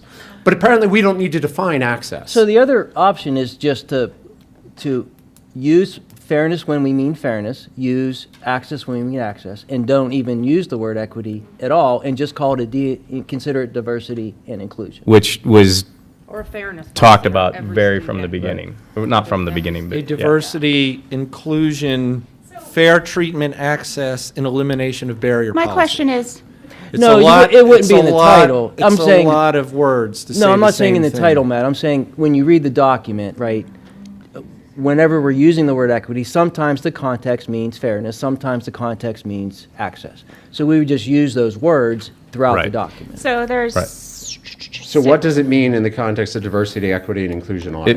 It means diversity and inclusion, if I'm hearing No, what you does the right. word equity mean in that context? Well, I'm opposed to the word equity in the audit Well, as Mark well. is suggesting I that have we, from the let me be beginning. clear, and this is the work that has to go in. So we're censoring Because words we- now. Because, Mark, when you make that suggestion, it takes me literally 4 seconds to Orwellian. find something that reads absurdly in that, Censorship. right? So the first thing was just replacing access. The Well, Ministry of Truth the doesn't di- like equity. the definition of equity includes the word access, So- and we haven't defined access. That's the first thing. So now it's absurd. It doesn't make sense. So we go, okay. So we let's- haven't defined access, but we use access in the definition, so we know what it means in the definition, but we don't know what it means. So, on This is the topsy-turvy world that we're Well, put into, yeah. when people say words mean something else than what they're defined at by this group. Wait, Merriam-Webster, access has, let's see, 4, 5, 6, 7 definitions, one of which is an increase by addition. Another one is to be able to use enter, to open or load a computer file. These all mean access. So how can we use access if it has so many definitions? just one other thing just to share with you and some updates. You know, we always point to the portrait of a graduate. I mean, that's something that, you know, I know we all believe in terms of our student readiness for life after Pine-Richland. They're going to go different paths, but we do see that the greatest percentage of our students go to college, university. We're about 85 plus. We have a list of, and we've gone through the top 20 schools that our kids apply to. Across the board, just about every one of those schools is talking about diversity, equity, and inclusion. Now, their definitions may not be identical to ours, but there's a lot of similarity into what it is. And we feel like we're doing a disservice to our kids. They're going to leave us, and we're avoiding a word that they're going to experience in life. And it's time, especially at the high school level, to have those conversations as they get ready for life after high school, to have those conversations and feel comfortable that we can do that, and we can point them back to where we are as a school district, like many of the universities that they're going to go to have done the same thing. So we've done some of that. We're working through the top 20 schools, and we see across the board these initiatives are happening. The students are going to leave us, and they're going to talk about this stuff. They're going to be exposed to it. They're going to have conversations. It doesn't mean they have to agree with it. It doesn't mean they have to agree in the classroom. We want to talk about it and debate both sides, and that's where the technique of a professional has to come in and to balance that conversation and to be able to be down the middle, allowing the kids to debate and discuss using good, reliable resources, and they come to their own conclusions about that. I mean, that's the goal of what we want to do with all this, and we want to do it in an environment where they feel comfortable doing it. Like, they don't want to be nervous about saying, hey, I don't believe in this, or I don't agree with this word, or I feel this way. That's the environment that we're trying to develop through this policy, is one where everybody feels comfortable in that learning environment. That's the goal. It takes a lot of work. It takes a lot of professional development. We need to gather data to figure out where we're strong and where we're not so strong. And yeah, that's just one piece of data with the audit, but we look at other things like student input and experiences that our staff are having, and then we're trying to make informed decisions to move this organization forward. So I still, Mark, feel like the definition of equity needs to be in a policy, because we're going to be talking about equity, and we need to land on a definition where we are as a community. And I mean, others can weigh in if you feel differently, but I feel like it's necessary. Well, I would argue two things, is they are going to go off to college, and they are going to hear equity when they get in their social science class, in their social theory class, where equity is going to mean something very different than what you're teaching them here at Pine-Richland. It's going to be more along the lines of redistributing. Christine, stop saying this without. I have studied these things. We asked you 2 weeks ago to provide documentation. So to Mike's point just now, he just said. Yeah, my son just did. We're trying to form a policy so that our kids can have a discussion where they can feel comfortable. Yet in a boardroom, if somebody disagrees with us, we're just trying to yell them down. No, I'm not trying, Greg, I'm not trying to yell Christine down. I'm asking once again, Well, then Carla is. where you're getting, what's your source? And I told you. I'm just telling you that You're they are making it going up. to I just want to be clear. encounter You're making equity. it up because Which I have asked you college? So- repeatedly. I mean, have you read Marx? Let's, if. I mean, seriously. The College of Marx, Seriously. which, yeah. Christina, you The can't. whole Equity equals Marx. Okay. The word I'm telling has you, a in lot this- of meaning. It has It a lot does. of meaning. But And let's be this is clear. what we're trying to say. And let's be clear. And we can't, and I would say if we took this issue out to our greater community, not just those who show up at meetings, that people who live in this community as a whole may have a different view of equity as well. So I feel that this may, again, there are They're different. invited to come to Christine, these. And decisions they are are, made and by they're those who show watching up, as you know well. that. But Listen, again, the when assertion- we the talk assertion about that where we somehow- are, like, what are we trying to do with the policy? We want a diverse, inclusive school that gives everyone the opportunity to do the best that they And can. prepares Every them. student, every day, inside and outside the classroom. And Right. We prepares them want for fair life treatment. We want access. outside Pine-Richland. And want to remove barriers. And we do want them to be able to be fluent. We don't want, when we began talking about this, we talked about the PR bubble. And what I'm hearing now is, let's rebuild the bubble and let's call it access. We're not going to talk about equity. The problem, the reason you need this word is because so many of the resources, people, and places are going to talk, they're going to use the word equity. So when a teacher wants to talk about this, are they allowed to use the word equity? Or do they have to say access? You can't say equity. If a speaker comes in, are they allowed to say, this is a speaker's going to speak about diversity, equity, inclusion, because that's something that people understand? Or do they have to say access? Can't say. We're going to use outside resources that are specifically identified as DE&I resources. Are we allowed to use them, or do they have to relabel them as access resources for us? We're playing games with the word. Yes, Christine, the word can mean, or is also used in the context of policies that I understand you may find objectionable. I'm making that up, though. You actually haven't said that. You haven't told me what those policies are. You haven't told me who defined them. This is what I mean about doing the work. He did the work. The administration did the work, looked up the definitions of universities. What I might get is what you can call up on your web browser on the fly during a meeting. That's not doing the work and doing the homework. Mark, if you submitted revisions and amendment, go through and score it. It's called Microsoft Word. Get a Word copy, redline it, and submit it to us. Because, by the way, you can't just substitute the word. Greg, even you say, well, it means fairness in some cases and this in other cases. Well, identify each one. Come up with it and do the work. That was Mark that said that, but, yeah, but I don't disagree. And instead, we do the work, and we're doing it here. So just interestingly, too, it's not just colleges, Christine. The workforce, huge corporations. Google has a DE&I policy. B of A has a DE&I policy. These are worlds and realities that we want. Do you want our kids to be successful and to be able to have these conversations at their workplaces once they're done with Pine-Richland? Or do we want to keep it in a bubble where they don't have an understanding that it can have multiple meanings? I give our kids credit. I think our high school students are brilliant. They understand that words have multiple meanings.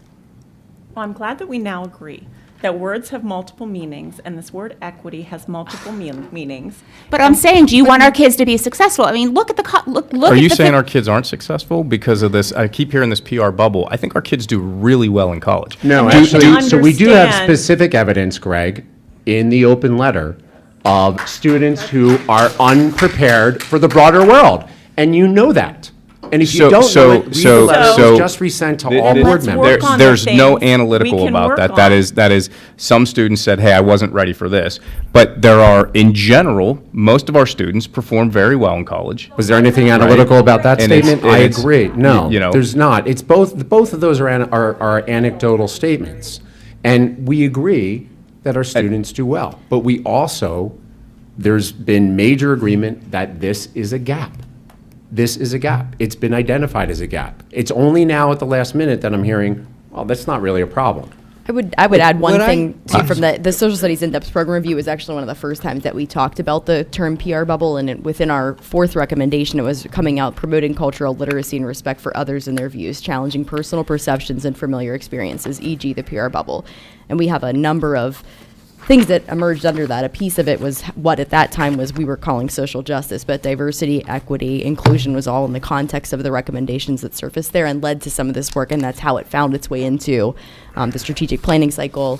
Again, previously named social justice before we went through looking at the evolution of the terms and how we meant to define it here through our different leadership councils and committees with numerous stakeholders. So I just want to call back there are other vetted resources. We've done research, we've talked to the community, we've talked with other K-12 institutions, we've talked with colleges and universities throughout that in-depth program review process. So there is a foundation of work and a lot of voices that did come to that conclusion in the past as well.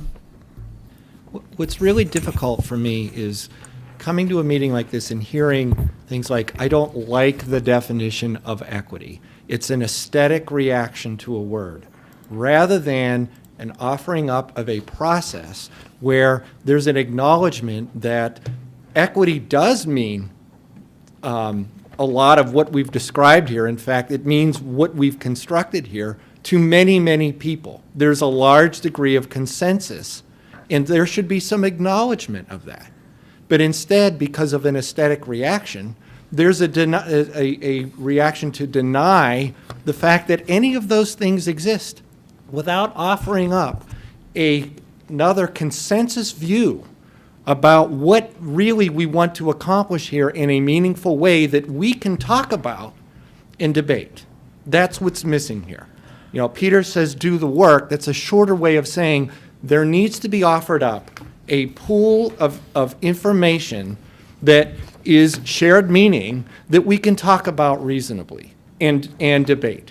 But aesthetic reactions to words that shut down debate is not a functional way to engage in a meaning-constructing conversation like this one. So I have, you know, when I talk about the 2 hours I spent with Mr. Glickman, which I thought coming out of that, all of the conversations that we had, that we would find that common ground, put forward a policy that we would have that common agreement. I don't see that in here. I still see where we're hanging on to perhaps certain terms that aren't going to fly with the majority of us. There are still items in here that I don't think the majority of this board is going to approve.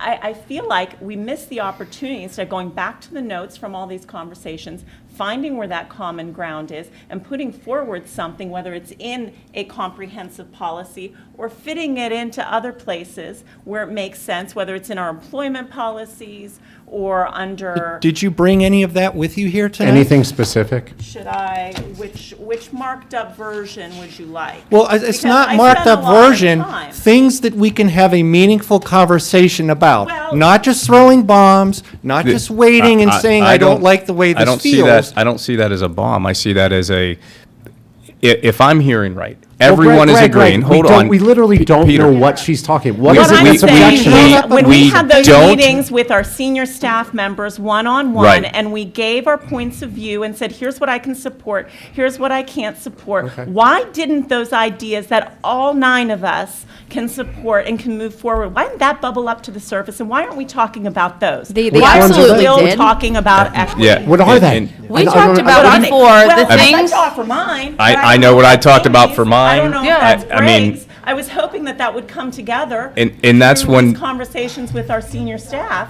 and come forward with a Before new we had the policy one-on-ones. that You we said could maybe work specific, you on. said specific, here's the thing. What was the point of that?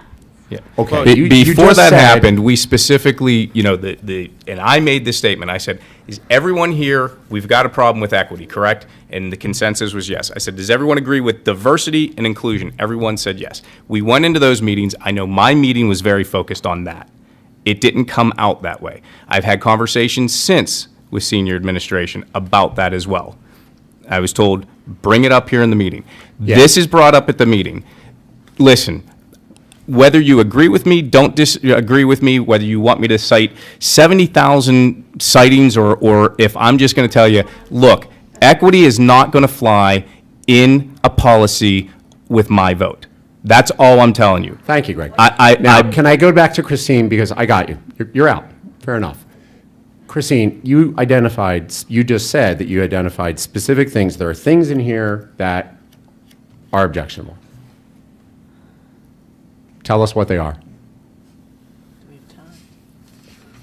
Well, I think the whole focus on equity is objectionable. Which part of, can I ask, which Because- part of equity? Which part of equity? Which part of equity? Yeah, I is it think the fair because- treatment that bugs you, or the No. mitigation, elimination of barriers? Because there is, as we have all acknowledged, that there are multiple definitions of equity. And it all depends on whose point of view we're approaching this from. But it's not that simple. You can't just, these are not mathematical Okay, variables where word Y now means what I say it does. Can you Words offer, have one meaning. of those definitions that has objectionable content in it that is in common usage? Well, I We've talked about offered, it. let me finish, because we've offered If examples you want her of to give you usage. where she doesn't like in the policy or what she thinks can be changed, you got to let her talk. And I will, but mean- let me show the contrast, Greg. And Greg, I'm talking to Christine, not you. No, you're talking to the board, Peter, and Right, we're not so getting here's the anywhere. So, difference. so basically, this is where I think we end up, right? Yeah. I think we will get absolutely nowhere.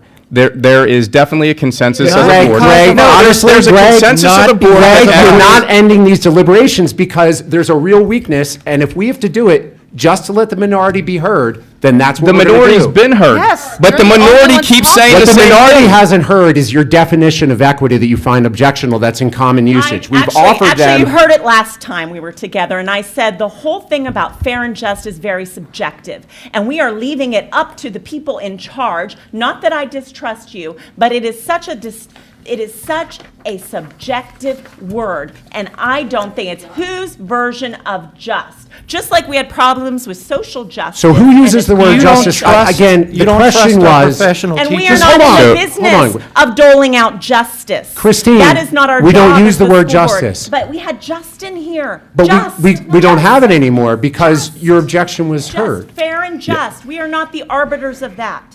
That is not our job. So you're Where does you're this- against fair and just I education. am not against fair and Doesn't just. say that. My You're version fair- of doesn't fair say and just. just, Right. but your version of fair and just may not align with mine. So who am I to say? It doesn't It say doesn't say just. just. It doesn't, first of all, It first did. of all, We took it it doesn't out. It did, so say it just doesn't. because of So- your So objection. they have heard what you said. Second of all. They've done what you still said. have not But it's offered. not everything. Christine, you still have not offered single substantiation for the assertion that there are other definitions out there in common usage. But why are you willing to die on this hill when we have other You're- work in this policy that we can all agree on?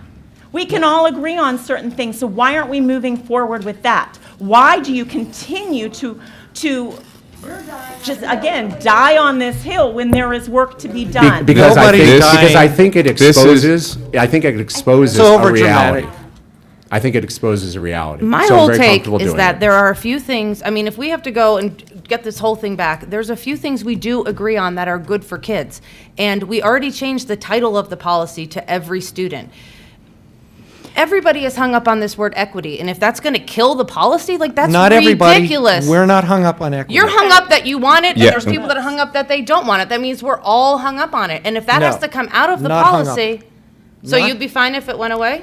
No. Then you're hung up We're not on it. hung It's up on the a- it's a meaning of sticker. equity. No, I mean, whether or not it's in the We are policy. consistent in our use with equity that corresponds with just about everybody. Okay, fine. So we're not hung up on it. We heard Dr. You are hung up on it. Dr. Justice I'm not said sure, in our 'cause we social just study admitted in-depth we may program not review, have we all are the same discussing all of definitions. these things. You But do if we remit- can have a policy where we talk about teacher training and data and fair treatment, and that can fly at a place that is going to help our kids, and if equity is not even in this word whatsoever in this whole thing, and that gets passed, that's a good thing.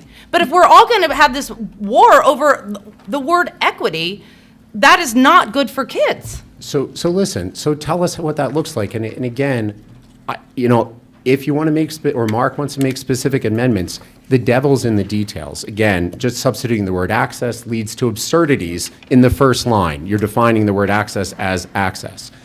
If that works, maybe, Amy, but I mean, think it through. Because how do you then discuss diversity, equity, and inclusion when I cross, Gibsonia Road and I'm in Deer Lakes now?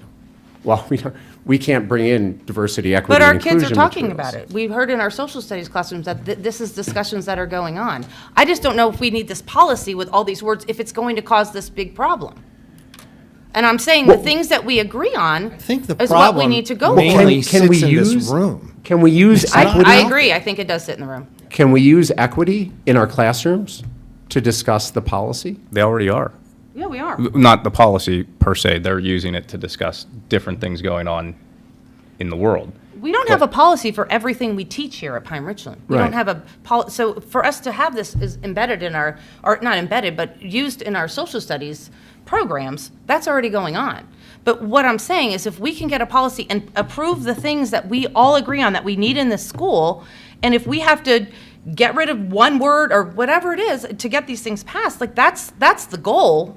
But it's not an a, an, or the word that's being eliminated. Like, equity has a lot of nuance to it, and it connects with a lot of the meaning that is embedded in this policy.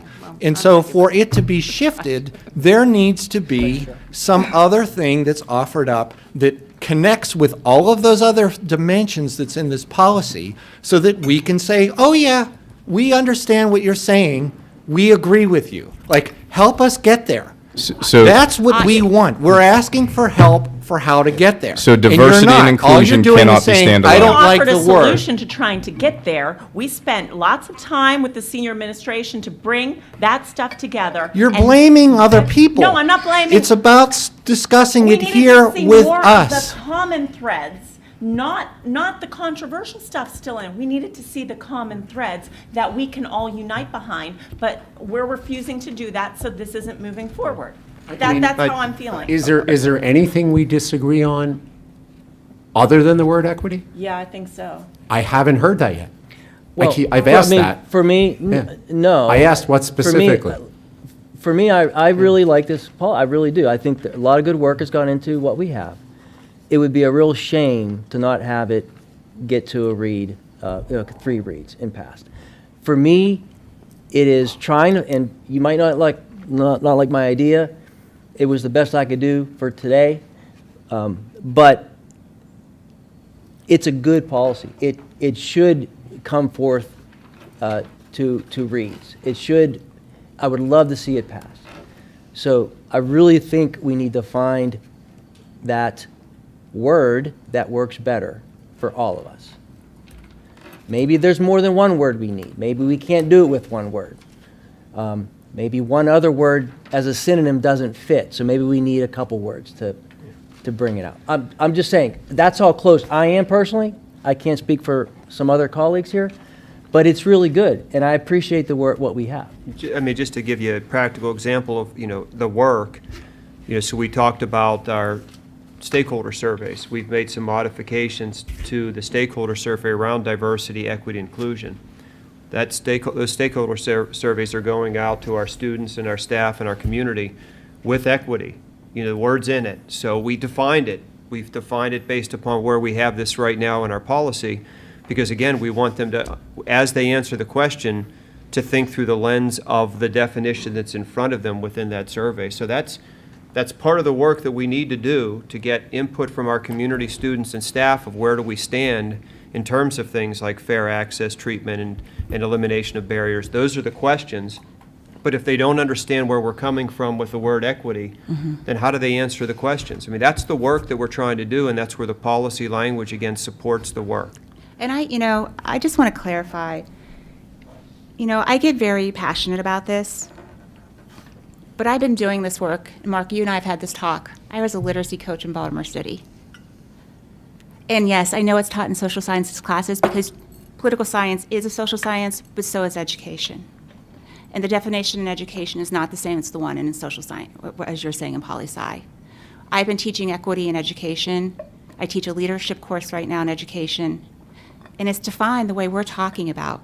It's giving kids the chance to be successful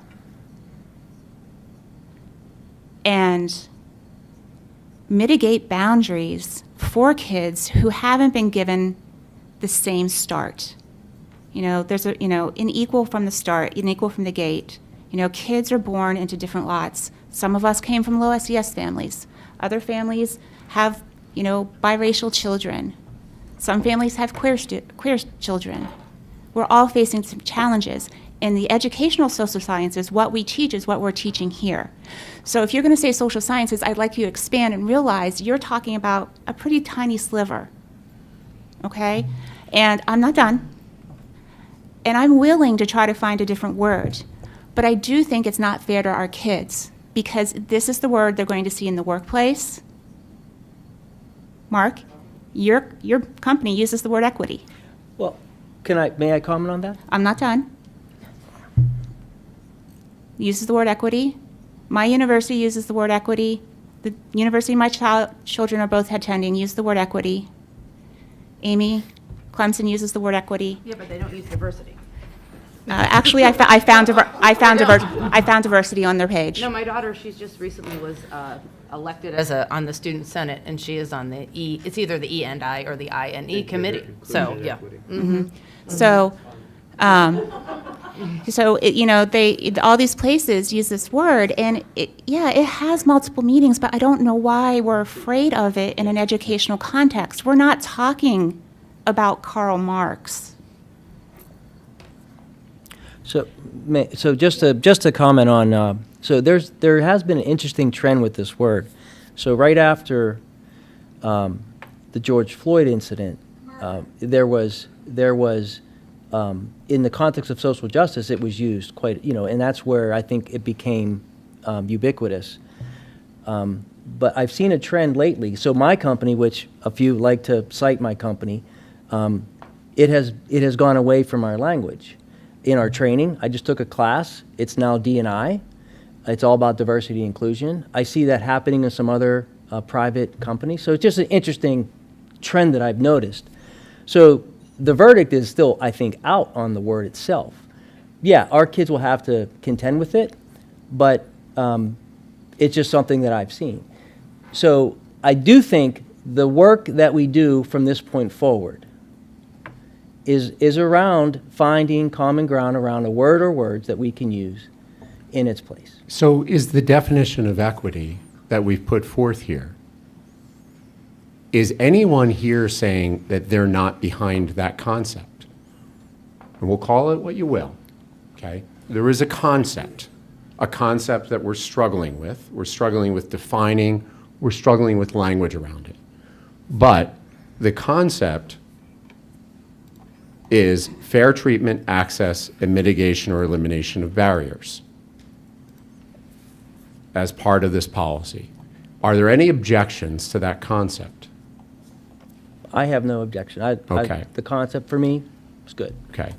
Is there any reason to believe that the word equity, any reason offered, documentation, et cetera, is there any reason to believe that the word equity accurately captures that? Do we have other published definitions from major educational institutions and employers? The answer is yes, we do, clearly. And there's differing interpretations around the edges, but this would fit within all of them. Not objectionable, not exactly the same, but we didn't mean it to be the same, we meant it to be Pine-Richland's. Is there any documentation offered, sent to the board, or part of these deliberations that suggests this word equity means something completely different, off base, it's going to be misunderstood? The answer is no. There's not. So we're good. We all agree that we're behind fair treatment, access, and mitigation or elimination of barriers. We agree that the word equity is as good as any. It comes pretty close. It's in common usage in the circles in which we move, our employers, our universities. Our employees understand what it is. Because if somebody wants to substitute the word access and then go explain that at the next professional development, I mean, good luck to you, right? You're going to spend an hour just covering that. So what's the objection? We do agree. I mean, pointing out this word and highlighting it is finding disagreement where there is none.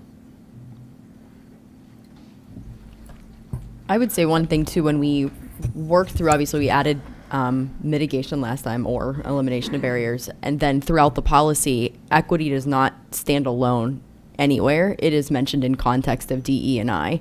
And so one thing that we had done at the beginning was parenthetically cite DEI as an acronym. And I know I heard what you said too, Mark, around DAI. But if we were, I mean, throughout the context of the policy, we're really looking at it in that group, in that concept of saying whether it's the PD or the data or whatever we're looking at it, we're analyzing it through those lenses, again, embedded in our definition. If we were to put the acronym in there, does that change anyone's feelings around it? Or is it still the concept?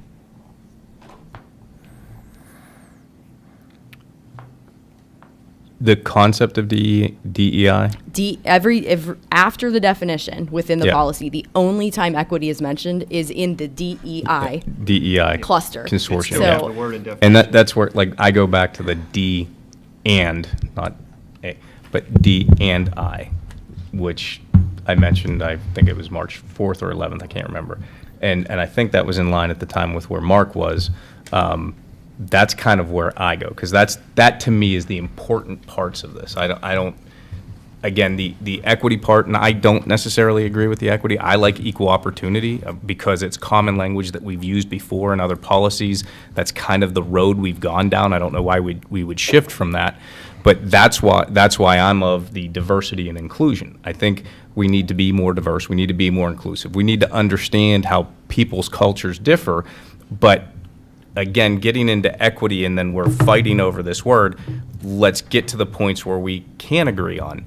Again, I'm in a different place on, I would use equal opportunity. I like equal opportunity. That's just where I am. So, but equal opportunity, Greg, means, right, the desk is 4 feet high,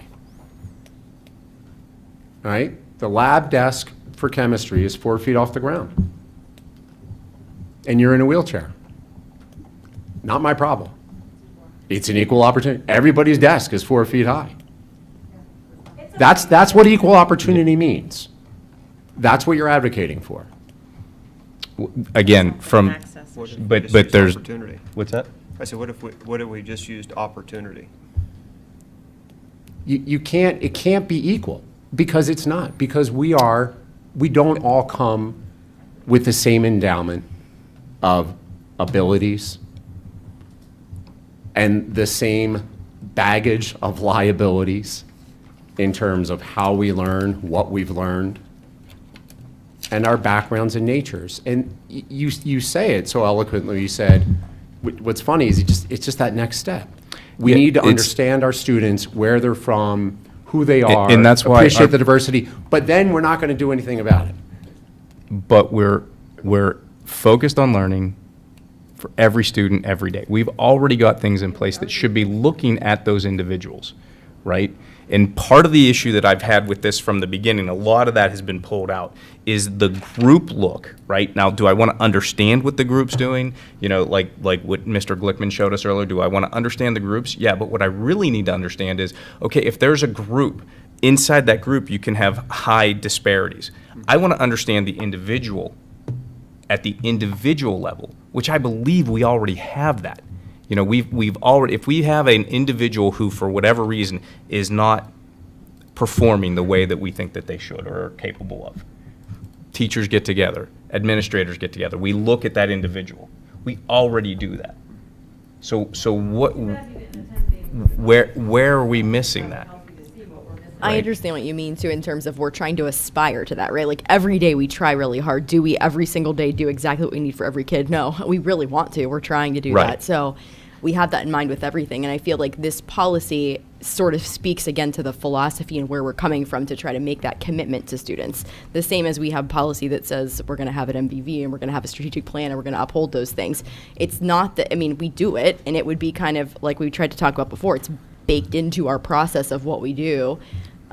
This is another commentary on that, saying that we are also committed to this, making sure that we are looking at individuals in all groups, just like we have in our inclusion definition. So we're receiving feedback from both groups and individuals that we're not doing those things. You know, there's opportunity for us to improve upon it, so how do we figure out what to do? We have a policy and some guidelines and some work to help guide us to do that. I mean, so we're receiving that feedback as well. So we say, for some students, it's an ideal experience for them. For others, it's not. So we have an obligation to figure out what to do about it. We see that at the group level. We see that at an individual level. But we are already implementing that. Well, I mean, we're hearing feedback that if we are, we're not doing a great job of it. I think part of it, Greg, there's an example I'd use, you know, from academic achievement, and you'll remember when we moved in the direction of creating more expanded and compacted math, let's say, at lower elementary, right? We're doing it in third grade. We weren't before. So how did that happen? Well, it didn't happen because somebody talked about their son in this boardroom, or somebody talked about Jimmy or Jane, right? We looked at data about a small subgroup, small group, but a group of students who were achieving, already had a high level of achievement, but weren't necessarily getting the growth that we wanted. From a statistical standpoint, this was a relatively small cohort, a little larger in Pine-Richland because everyone's above average, but it was a small cohort. And it came naturally and fluently to our administration, right? Amateur psychometricians that they are, this is what they're going to do, they're going to look at it. What we're saying with this is, and we learned something, that subgroup had specific characteristics and needs that weren't necessarily the same as this group. You could think of it as individuals. Tommy's needs aren't the same as Jane's, but, we try to, be efficient in what we do, so we have to group students because we only have 500 employees and there's 4,500 of them. So we group. What this is saying and what we've recognized in these discussions over the past 2 years is, turns out there are some specific needs in some other groups that we haven't talked about, or maybe, not maybe, we definitely are hearing from them, aren't being met. We don't feel like you're recognizing that we as black students have different needs, or we're not being heard, or we're not being treated the way we'd like to be treated, or we'd like to have a voice. We've heard that loud and clear. So it's, when you say, well, we should just, get to the individual and treat them all equally. I didn't say that. I said, get to the individual, find out what the individual needs are. Right. That's what I said. Okay. There was a lot of equal stuff there, Yep. but okay, because we can't call it equity. The fact is, though, it helps sometimes to look at groups, right? I mean, you can't deny that. Yes, we need to look at the individuals,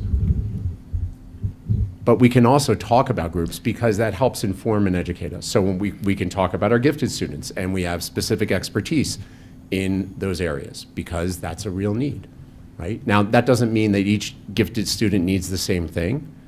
It doesn't mean that each student with an IEP needs the same exact thing. But we definitely have experts who focus on IEPs because that's a group and they have needs. But they're individual. If I could by add definition. something real quick. Fair treatment, access, and mitigation or elimination of barriers. I've been doing this for 25 years as a special educator. And to me, it's always meant equity. And it's what you do to provide the opportunity for a student that otherwise wouldn't have that opportunity. Students within special education programs, it's a wide range. You have a student with dyslexia who has average to above average intelligence, who may only require a literacy intervention for a couple of years, and then they're ready to go. We've mitigated that barrier, right? Then you may have a student that has an intellectual disability and a physical disability that requires multiple interventions and supports throughout the entirety of their educational career.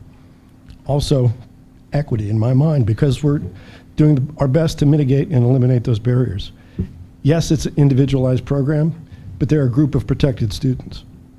So that's, to me, is what makes that different. And I know that there are many, many policies that protect and serve students with special needs. But, to me, I just lost my screen. The definition, I don't hear people having a problem with. And again, after 25 years, it's never been a firebrand issue in what I do every day. It's just been what you do. And in fact, it has never meant equal outcomes. And I've been in arguments over that because, teachers come to me and say, does this mean that a student with an IEP cannot fail? No, as long as you have mitigated the barriers and done your best to eliminate the barriers and provided the opportunities for that student to overcome those barriers. If they didn't take advantage of it, they didn't get the outcome that a student that did not have those barriers and put forth the effort to get to where they were.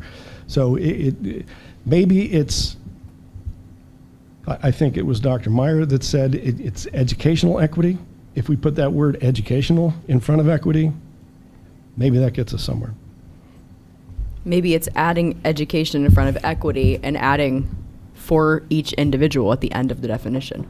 I mean, I really like what Noel's saying, because I know, Christine, you have a different definition, but what I teach, the world I live in, that is the definition of equity. That's what we teach teachers, that's what we teach special educators. I work with both. That's what I teach literacy specialists. This is what we call, when you have a construct, you have to you have to define a construct. That's what we're doing here in the realm of education. This is nothing more than education, educational equity. Then when it filters down to like the middle school video that was shared and the examples, those aren't equity examples that I saw in that video. I feel like we weren't teaching our children what equity actually meant. It was actually equality examples. Access to the water fountain was one of the examples in the video I watched. So there is still, it's being taught in the school, and I think it's being taught incorrectly. And then the wider community has a different perception. And it has played out in ways that I think, not here in Pine-Richland, but having a policy that has equity on it, I think worries people that we're going to get rid of certain standards in the name of equity and equal outcomes. For example, what standard are they concerned about? Oh, I don't know which program was in the news. Please, what? I'd have to Google it, and I know how much. Yeah, and I'm uncomfortable But- when we make reference to the wider community. You don't own that. You don't Neither own do that. you. So. That's right. But you did Right. earlier. I just, But you did earlier. So- What we just I witnessed mean, here I've is, talked to thousands of people On in the the- past year. on the one hand, And you hear I hear a lot about equity issues. you hear a shared Maybe not meaning. educational equity, I'm talking. Well, Maybe we're- not educational equity, but there is a different definition out there, and we still represent people who are going to view this a certain way. We had a we discussion. hear from the community loud and clear all the time, Christine, and I And don't you know hear what from different corners of. people. And I believe that we've had along Christine's lines, a conversation, I can't pinpoint the year, but we had a discussion around potentially removing valedictorian or having multiple valedictorians. That was the discussion that happened here. That goes down that path of that equity when you hear that, right? that's, I think, that was discussed here. It was quickly put to bed. Mike, I don't know if you remember when that occurred. That I was went like- To be clear, that had That- nothing to do with equity, and you're making the But connection it is to being that, to our done equity in the name policy. of equity. No, It it is wasn't. being- Not here, maybe. Not here, no. But I am telling you, this is what's happening outside of Pine-Richland, and this is what has people worried about this word. Yeah, listen, I've heard from those who are focused outside of Pine-Richland. They are, and they're emailing us, don't have kids in the district. Doesn't matter, they pay taxes. I Last don't time we care if heard, they and have I kids will or not, mention. they and by still the- have a voice. And let me finish. They do. And I won't name them by name because they get uncomfortable, even though they stand up at public meetings. But I can provide the video references. I have pamphlets of critical race theory that's being taught in Pine-Richland. Pamphlets. I don't know how he got them. None of his kids even went to the district, but he's got pamphlets with this material. I reference this to give you an idea about what you're talking about. You're talking about those types of comments in the community that Oh, no, I think- let me finish. No, that you aren't will going, no, leave no, no, no, no. You are not anonymous and going unsourced. to characterize It's what really- I say. No. Christine, you won't No. characterize what you're saying yourself. You won't provide a Oh, no, source no, or no. any specificity. No. You're just I making just up. did. I think we just gave some. No, you made some specificity. vague People are assertions and concerned. generalizations. The example you That came up was with. one of the Show examples. us. It was an I'm example. not sure which school. I'd have to look it up. Our valedictorian Get rid discussion of from 4 years entrance ago. Exams. I mean, we want. Our valedictorian discussion from 4 years Getting rid ago. of SATs. I mean, Let- this is the route about. We're not Christine, I mean- getting to a solution. And again, Exactly. I agree, because we're It- fighting hostage ghosts and taking boogeymen. of a no, policy. we're all fighting about. Sabotage it. We have some saying you're hung up on one word, Exactly. but we're all hung up on that word. Every one of us, But whether you nobody's agree hung with up. that or not. I ask this again, is anyone hung up on fair treatment, access, and mitigation or elimination of barriers? Who's hung up on that? I went more to equal opportunity. I know that doesn't meet with your definition. My question Greg, is I don't still, think like, it even meets with your own like, definition, to be clear. It's just absolutely absurd. It doesn't meet with anybody's definition or what you would even want to see. Because equal opportunity, again, I got the 4-foot desk. Is that right. what you want? So then you go to the IEP. That's where you go to the individual. That's where it gets addressed. That's wait. the every student, every day, which we're already doing. That's the gap that I have. That's if we've got individuals. Does the IEP provide for equal opportunity? Equal opportunities, yes. No, it doesn't. Yeah. No, 4-foot desk for everybody? No. Yeah. Okay. So it's not equal. What would you call that then? Okay. But that's an IEP. That's not Well, not I'm a group. I'm just asking what you would call it. What would you call it? How about fair treatment? More access, equal access. Access? Yeah. Equity? Yeah. No, access. No. It's equity. So you've again, been told by people who are experts in this that what you're referring to. But it's individual. We're talking groups here. And this is students with disabilities are not a group? But individually is how they're looked at. And right? that's how we'll look at all these students They are too. not looked at individually at the federal government. They are a protected entire group. Again, protected is one thing. It's the group. The group may be protected, but the plan, the educational plan, is individual. I think that what you're saying makes sense, that we deal with each situation as individuals, right? Yes. So I think if we're misconstruing that the policy as it references looking at things and disaggregating by groups, we're still going to want to drill down to know what's happening with each kid before we take action.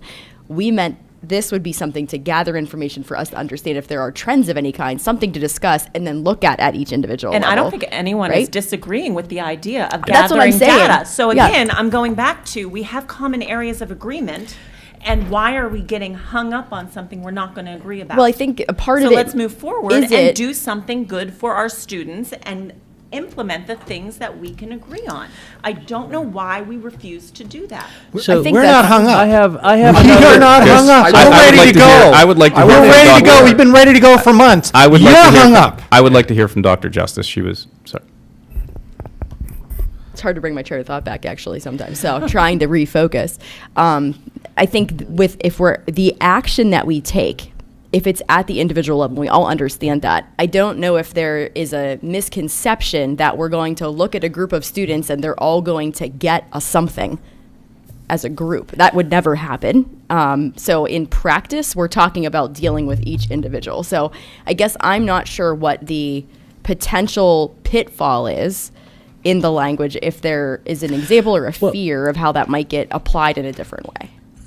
In the spirit of trying to get us over this, and Kristen, you said something that resonated with me in response to what, and thank you, Noel, for offering what you did, because my son is one of those students with dyslexia with above average intelligence, but doesn't learn to read by using phonics, so he had to use other things. So I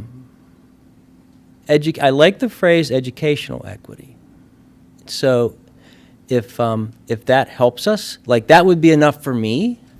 Because it's obviously not like financial equity. It's a completely different. It's enough. It's this sector. I do believe this is something that is going to provide a framework for us to have a conversation and to help kids that aren't getting the help they need now. So I really would like this to move forward. So for me, the phrase educational equity is enough for me to be okay with that. If we define it like you said something. And then I said at the end, you add on for each individual. That would be fine. Like I could live with that. It would read, educational equity shall mean fair treatment, access, and mitigation or elimination of barriers for each individual. And then our caveated note, equity at Pine-Richland School District does not mean a guarantee of equal outcomes.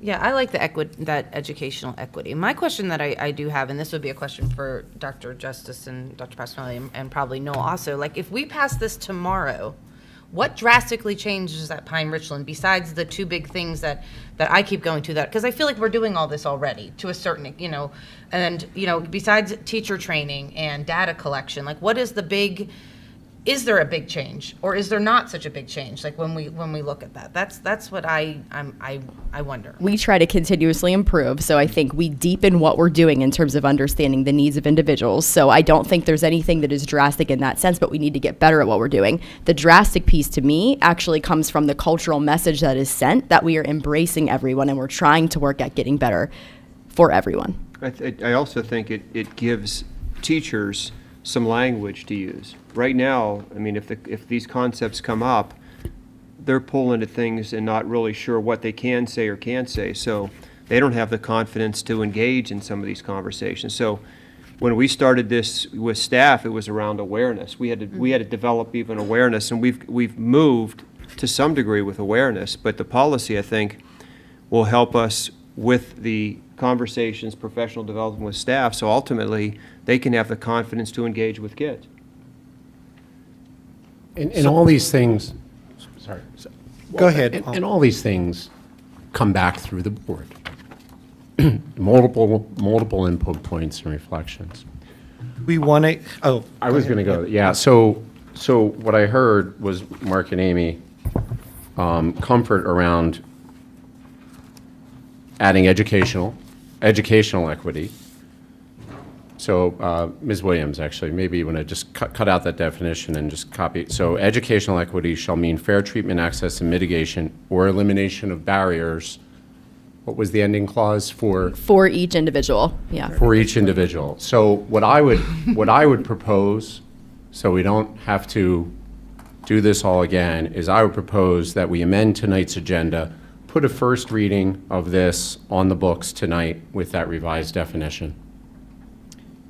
It's already a discussion item. I don't know that it's really a material departure, but I'd just make this a voting item and get a first reading in. We can go through the motion, so I'm going to make a motion to amend the agenda. Don, I'm down on my computer, so remind me I'm referencing, what is it, Act 65? I have to. Right. So it's an Act 65 motion to amend the agenda. To add a voting item. To add a voting item to the agenda, specifically. I understand you would be to make a first reading of policy 832 with the amendments that are redlined in the policy, plus the amendment that has been discussed by the board tonight regarding educational equity. Yes. so second that? Well, do we have official verbiage? I think Ms. Williams is working on it. Working on it here. Yeah. So it can get read back so everyone understands. So I have motion to amend the agenda to add voting item to add first reading of policy 832 as redlined version attached along with the, sorry, hang on one second, with the educational, addition of educational, the new definition of equity as educational equity shall mean fair treatment, access, and mitigation or elimination of barriers for each individual. With the note still. With note included. Okay. Does everyone understand the motion?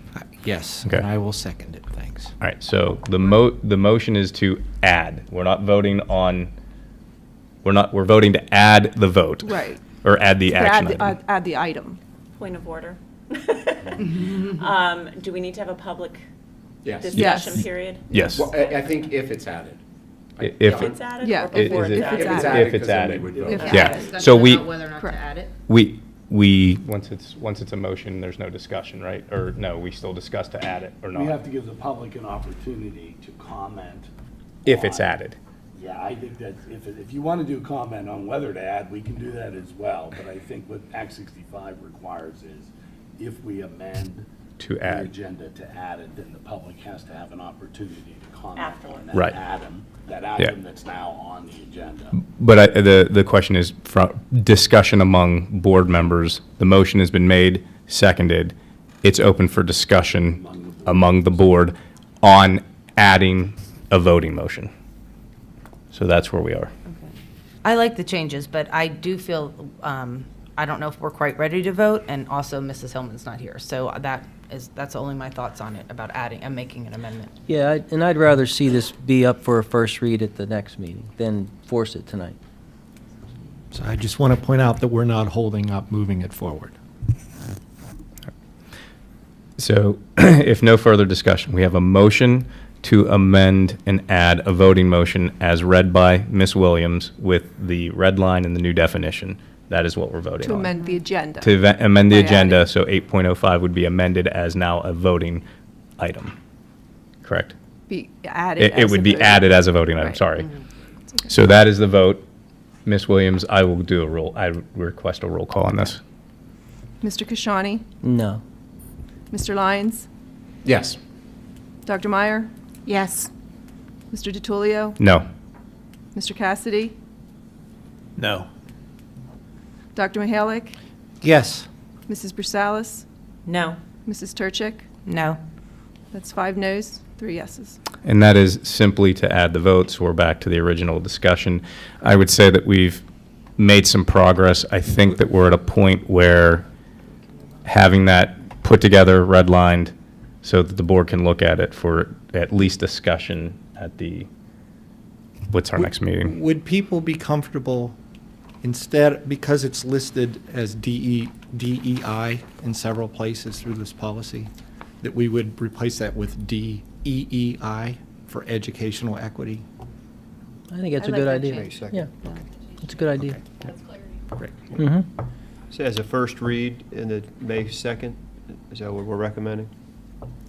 I think, go ahead. Well, I'm comfortable with it being a first. I think this is in good enough shape for it to be a first read, personally. Yeah, I think we can do a first read, and I also think that one of the reasons for my no vote tonight is that I know we have some members of the community here, but if we're going to bring that up as a voting item here, there may have been people that would have showed up to want to discuss it one way or another. I think that if we do it at the next meeting, it will give more people more opportunity to weigh in as well from the community, so. If And to be fair, it was 3 readings, or I wouldn't try to slip one. No, understood, but we were going to hear from some members. I'm This is not sprung at the yeah. last minute. Yeah, no, understood, but I 3 think it votes, will give. so. So at this point, we will move to item 8.06, and Mr. Cassidy, we're still with you. And Ms. Meyer, I think, Dr. Meyer, sorry. Okay, all right. Item 8.06 is an information item. Staff Services Governance meeting was held prior to the regular meeting. A staffing update was provided. Mr. Glickman, do you want to give a brief update for the public, or are we? Very brief. Yeah. Very, very brief. I don't want to gloss over, because it was very important. There was a lot of great information in there. So just a quick. Yep. A week ago tomorrow. At a really high level, what I'll share is information was provided, and obviously the slide deck is available on board docs for anybody who didn't have the opportunity to tune in. Ultimately shared sort of our model for human resources service delivery in the organization, talk through the process by which we identify our staffing needs for the subsequent school year, share what some of those recommendations are for fall of next year, and then also did a mild, brief analysis of employee demographics and some substitute staffing considerations. Thank you. Operational Services, Mrs. Brusalis. Item 9.1 is for information purposes. For board consideration at the May planning meeting, there will be a motion to approve a lease agreement with the Wilson Group, sorry, I didn't turn my microphone on, for a postage meter for centralized mail. The term of the agreement is 63 months at a cost of $275.10 per month. Any discussion on that item, other than the odd term of 63 months? Yeah, what does centralized mean in there? No, I'm just joking. I'm just joking. Touche. And then item 9.02 is a reminder of an operational services governance meeting. It is scheduled for June 20th, 2022, beginning at 6 p.m. A strategic update will be provided. And just as a reminder, we said we'd do a 5 o'clock that night as well for the in-depth program review. Okay. Yep. Moving to board business, reminder of the SLT workshop. SLT workshop has been scheduled for July 11th, 2022, beginning at 5 p.m. This will be the first SLT/board workshop, I believe, with many of the new board members. So a little bit different than what we did on our retreat. More one-on-one with administrators, so a lot of good stuff typically comes out of that. And I believe that was when we did our mission, vision, values, came out directly out of the board SLT workshop meeting. So good stuff on that. So July 11th is that, starting at 5 p.m. Closing, we'll go to item 11.01, reports. I did not hear from anyone on making a report, but are there any reports to make? I just want to reiterate what Dr. P said earlier. Thank you to Dr. Miller for taking his own vacation days and chaperoning a trip that otherwise would not have happened. I think you'd be hard-pressed to find people willing to use their own days to spend time with kids other than their own. So. And they're struggling to get back here. Delays continue to happen, so, yeah. But his stepping up The to goal do is that to end was- this board meeting before he gets home from Yeah. Spain. That's the one thing that I'd love personally. They're about an hour outside of Madrid right now. I think it's going to be close. No. But that was great for him to step up, him and his wife, to step up. There were a lot of kids that got to participate who wouldn't have otherwise been able to participate. So unfortunately, we lost, I think, 2 years worth of the trips because of COVID. So it was great that was able to go on. And I'm sure that delays being notwithstanding, at the end of the day, the students are going to come back and remember the trip, not the fact that they were delayed. Agreed. We'll move to item. I just had one. I just wanted to share with you, because it's an important thing that we've partnered with the community. Pine Township, we've talked to them about the mural under the tunnel at Pierce Mill. So I did a couple pictures for you there of the work that's happening at our high school with our art department, student volunteers. So kids are staying after school to be part of this. And it's going to be so nice when it's all said and done that they have the 16 panels laid out. Kids are coming, working on it. They have the design. Hopefully it'll be up at some time, this late spring, early summer. So you're traveling underneath Pierce Mill, going over to the park. You'll see some student artwork. And those are great examples of what we're trying to do through a number of departments, is really partnering with the community. These are really authentic learning experiences for our kids, helps the community, sense of pride. So just wanted to share that with you. Yeah, and also Pine Township, I wasn't going to share because I shared about them last week, but at the Parks Department, they were there, and they, last week was local government week, and they came and they had a panel, and they could not have been more impressed with how great our kids spoke and the things that they had to share, and they just were, they're supposed to send me something to share, and I haven't gotten it, but yeah, they were super, super pumped. It was really nice. Okay, item 11.02, we'll go to our second recognition of visitors. Ms. Williams, I believe we have one online and 5 or 6 in person. Correct. We do have one online. Mr. Stobener, if you want to give Jackie D a call.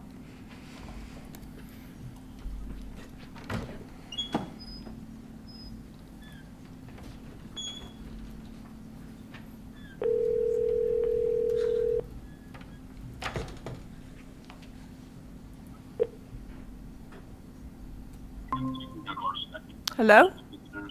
Hi. Hi, you're on with the board. Greg's still talking. You just need to mute your computer. I think you're probably just catching up on our stream. Oh, I'm delayed. Yes. I'm delayed. Okay. I'm sorry. Okay. I want to compliment the staff. They do a great job. They're very professional and competent. And so I'd like to, am I on? You are, yes. If you mute that other device, that will probably, okay. yeah. Okay, I'm delayed. Okay, I just wanted to call in to say what a disappointment that meeting was tonight. The conduct of some of the members was very unprofessional and confrontational, and a very poor example of the students that they tried to hold up in esteem. They acted like bullies. They exacerbated the confrontation, and then they wanted to know why people didn't offer anything up and they couldn't get a word in edgewise. So I have a little news flash. The three of you are not in the majority, obviously, and the others do not have to accept your ideology. You should respectfully give them your opinion without shouting everyone down, and it was just disappointing because that's a reflection of the board and the school district and the community. And so, the policy, although you may not like the residents of Pine that are paying big bucks to the school district who don't have children attending the schools, they are part of the community, and the policies are a reflection of the entire community, not just that board sitting there. And the reflection of the policy is not anyone's employee. I don't care where they work. This is not the Duquesne University, and it's not Amazon, and it's not Google. So I just wanted to share that, and I would like to personally say thank you to Mark and Christina for staying strong and attempting to engage in reasonable dialogue and taking the verbal assault. So hopefully the next time there can be a little more respect for each other's opinion and a little more dialogue. Things are getting closer, but being bullied into submission to someone else's opinion isn't the way to do this. So thank you for your time and your service. Good night. Thank you. Thank you. Our first in-person speaker is Chris Bono. Hello. I was going to give you guys a night off, but alas. I think we ended up in a good place, although at one point I had to call the fire department. There's so much gaslighting going on here. Getting hung up on the word equity, I think part of the reason why the community has a concern about the word equity is because they're being constantly misled about what it means from folks on here. You all got my email about how equity is defined either in higher ed or companies like Coca-Cola and TIA or the military or the government or wherever we're sending our kids. Our definition in Pine-Richland is very similar to that. You want to call it educational equity, that's fine. But doesn't change the fact that this definition is not an outlier. Now, it might be an outlier on OAN, but it is not an outlier in where our people are going. We were also hung up on definitions of equality in the past. And we had people arguing against equality. And what does equality mean? How can we treat people equal when they're not equal? They have different skills. About IEPs and equity, particularly at the college level, it was interesting to hear Mrs. Broussard talk about what goes on in the college classroom, since I'm not sure when the last time you've been in there. I was there on, what day is today? I was there on Thursday. And I'm there every Tuesday and Thursday, and I'd invite anyone to come in and see what we do in social science classes, either with me or with any of my colleagues. We'd love to have more people interested in what we do. And so this notion that what we teach with equity and how we teach, for example, equity and inegalitarianism regarding the U.S. Constitution and the founding of our country is not at all what you think. If you take a class on Marx, you're going to hear about Marx. You're not going to hear about Marx most of the time. And finally, I have a little fill-in-the-blank thing here that I did, and this one comes from Psalm 9, 7-9. The Lord reigns forever. He has established his throne for judgment. He rules the world in righteousness and judges the peoples with equity. Psalm 58. Do you rulers indeed speak justly? Do you judge people with equity? No. In your heart you devise injustice, and your hands mete out violence on the earth. Psalm 67. May the peoples praise you, God. May all the peoples praise you. May the nations be glad and sing for joy. For you rule the peoples with equity and guide the nations of the earth. Bet you didn't know I was a theology major as an undergrad. We praise you, God. We praise you, for your name is dear. People tell of your wonderful deeds. You say, I choose the appointed time. It is I who judge with equity. Psalm 96, 9-11. Worship the Lord, the splendor of his holiness, and tremble before him all the earth. Say among the nations, the Lord reigns. The world is firmly established, it cannot be moved. He will judge the peoples with equity. I've got 18 seconds. Psalm 98. Let the rivers clap their hands. Let the mountains sing together for joy. Let them sing before the Lord, for he comes to judge the earth. He will judge the world in righteousness and the peoples with equity. And there's Psalm 99 too, but I'm out of time. Have a good night. Thank you. Our next speaker is Jennifer Buse.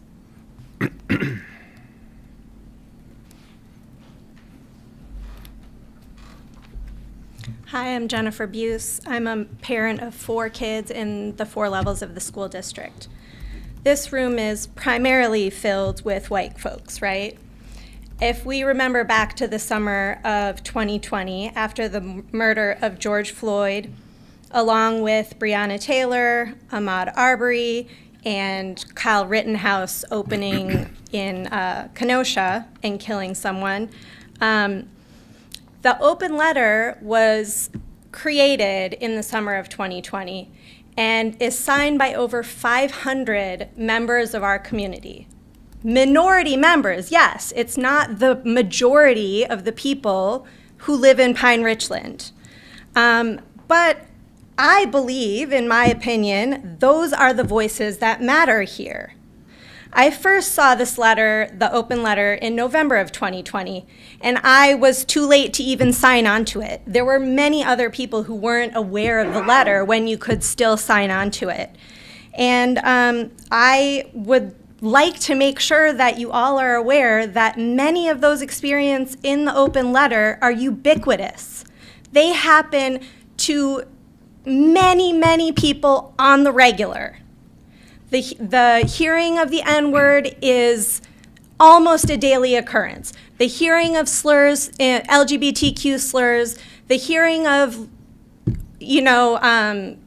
admonitions against people who are disabled, those things is what makes up our community. Unless you read that letter or you have close relationships with people of color or LGBTQ people, you might go your entire life not even thinking about, oh, everyone's so surprised, I hear the N-word all over the place. So I would like to say that the open letter had a list of demands on it from the 500 community members. I co-sign it, but I wasn't allowed to sign it. And one is the third-party audit, hire more Black faculty, the DEI training for staff to make a safe environment for our kids. So equity is okay when we're talking about making something equitable for kids with special needs, and equity is so fine, like when we're talking about lower socioeconomic status. But the 6 of you here, including someone who I've spoken with who says no problem with DEI, are unwilling to pass the policy 832 if it has the word equity. I am hopeful that if we add the word educational before it and Dr. Justice's other additions, that you guys will go for it. The broader community, so equity is terrifying when we think only about race. Ms. Buse, if you could wrap up. Thank you. The broader community is upset with the word equity. I argue the broader community can go their whole lives without ever hearing the N-word directed at them. They could go their whole lives without being told that they're, all sorts of other sorts of slurs. They're not equal outcomes. If we listen to Noel Huswit, I really appreciate your addition to the conversation, an expert in working with students with special needs and IEPs. It has never been about equal outcomes. That's not what equity is. Just because some people on the right are making this word mean something that it's not, is not what it means. If we don't pass, just one more second, please. If we don't pass policy 832, because the PR Kids First and the other 2 don't like the word equity, you want more diversity at PR, I can guarantee that Black teachers, admins, coaches, parents are not going to flock to PR if you're afraid of the word equity. I guarantee it. Parents already have their kids go somewhere else because it's not a safe environment here for kids of color. Thank you. Thank you. Next speaker. Our next speaker is Judy Masucci.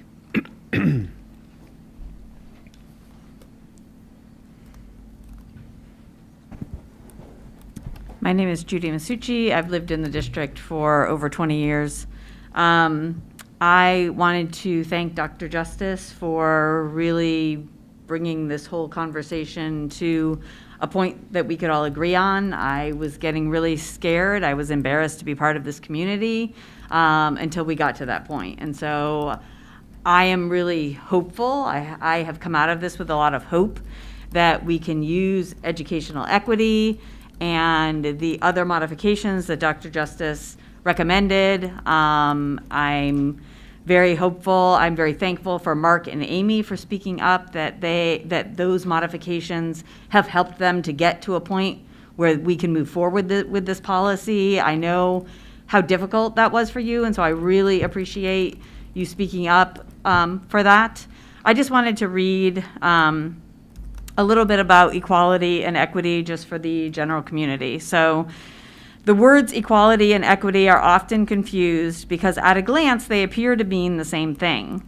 They both have to do with the way people are treated, and both are used in the fields of law, government, economics, and so on.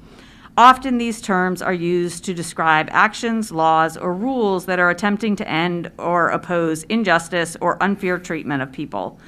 However, equality and equity, as noted above, are not synonyms, and the methods used to achieve them are often different.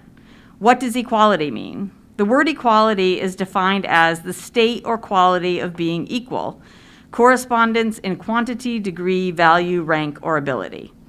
Equality is usually simple to understand. 3 buckets that all contain 5 apples are in a state of equality.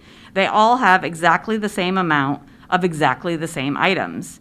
Under the law, Americans have equality in the sense that nobody can be legally denied their rights based on any personal quality.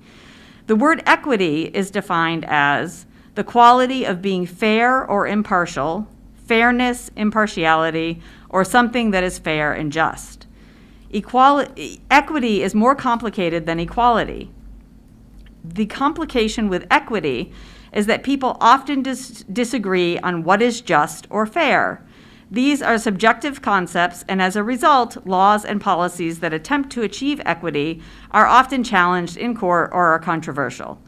The use of the word equity has increased due to concerns about social justice and a desire for fairness for historically oppressed groups. In the law, minority groups may have equal rights but are still treated unfairly.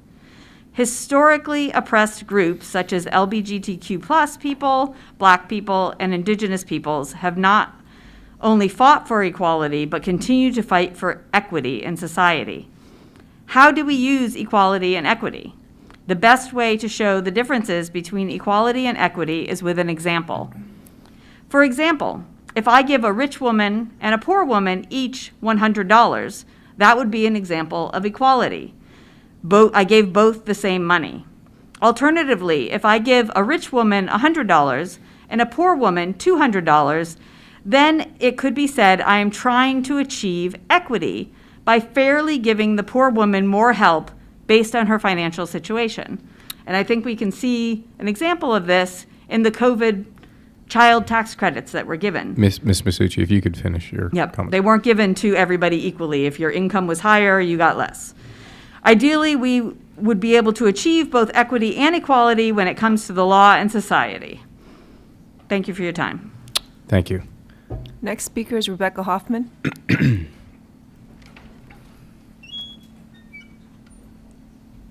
Hi, my name's Rebecca Hoffman. I did not come intending to speak tonight. Again, I came to listen.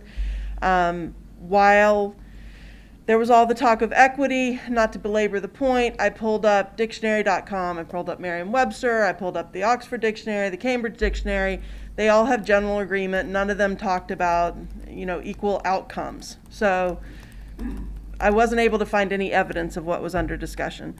My second point was that I feel uncomfortable with limiting the definition to a portion of the meaning of the word because that limits the impact. If we only choose a part of what we set out to do and we say, okay, only access, only fair treatment, then we're losing some of the things that we are intending to do by narrowing the definition.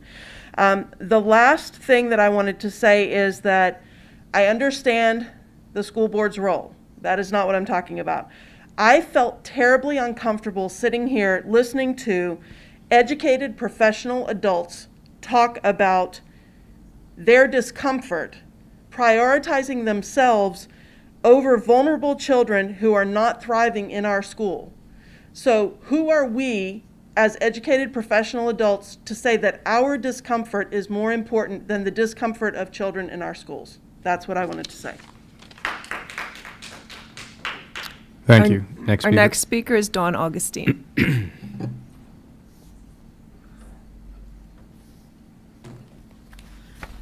Hi, my name's Dawn Augustine. I have 3 kids, well, 2 at hands. So I just wanted to address the board. Several years ago, I had really no vested interest in the DEI policies or anything at Pine-Richland. You know, I'm a white woman, white husband, white kids. It didn't really affect me. And then, of course, summer of 2020 happened, and you know, I had this kind of aha moment.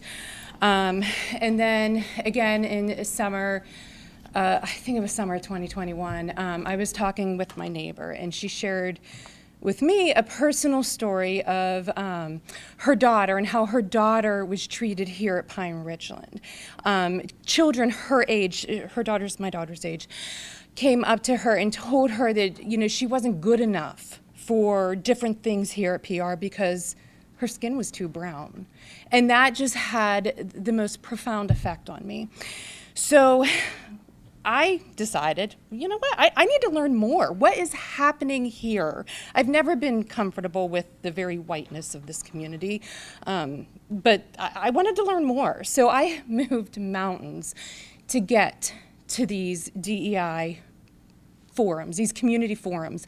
I connected with people with the Anti-Racist Coalition, like, hey, what's going on? What is this about? I want to learn more. I need to learn more. What's happening here?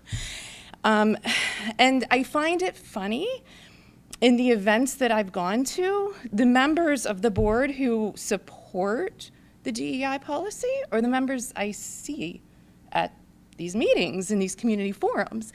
And I find it funny that the members who maybe aren't totally in line with the DEI policy, I don't see your faces there. I mean, I can't say I've been to all of them, so, but like I said, I have 3 kids. 2 are in the lower elementary. My husband and I both work full-time. If it's important to you, you find a way to get there. I mean, all my kids are involved in after-school activities, and it was important enough to me. Make it important. You were elected members of the board. Get out there and start talking to the members of our community who this affects, because it runs really, really deep. Thank you. Thank you. That's it. We'll move to adjourning the meeting. Thank you, everyone. Have a good night.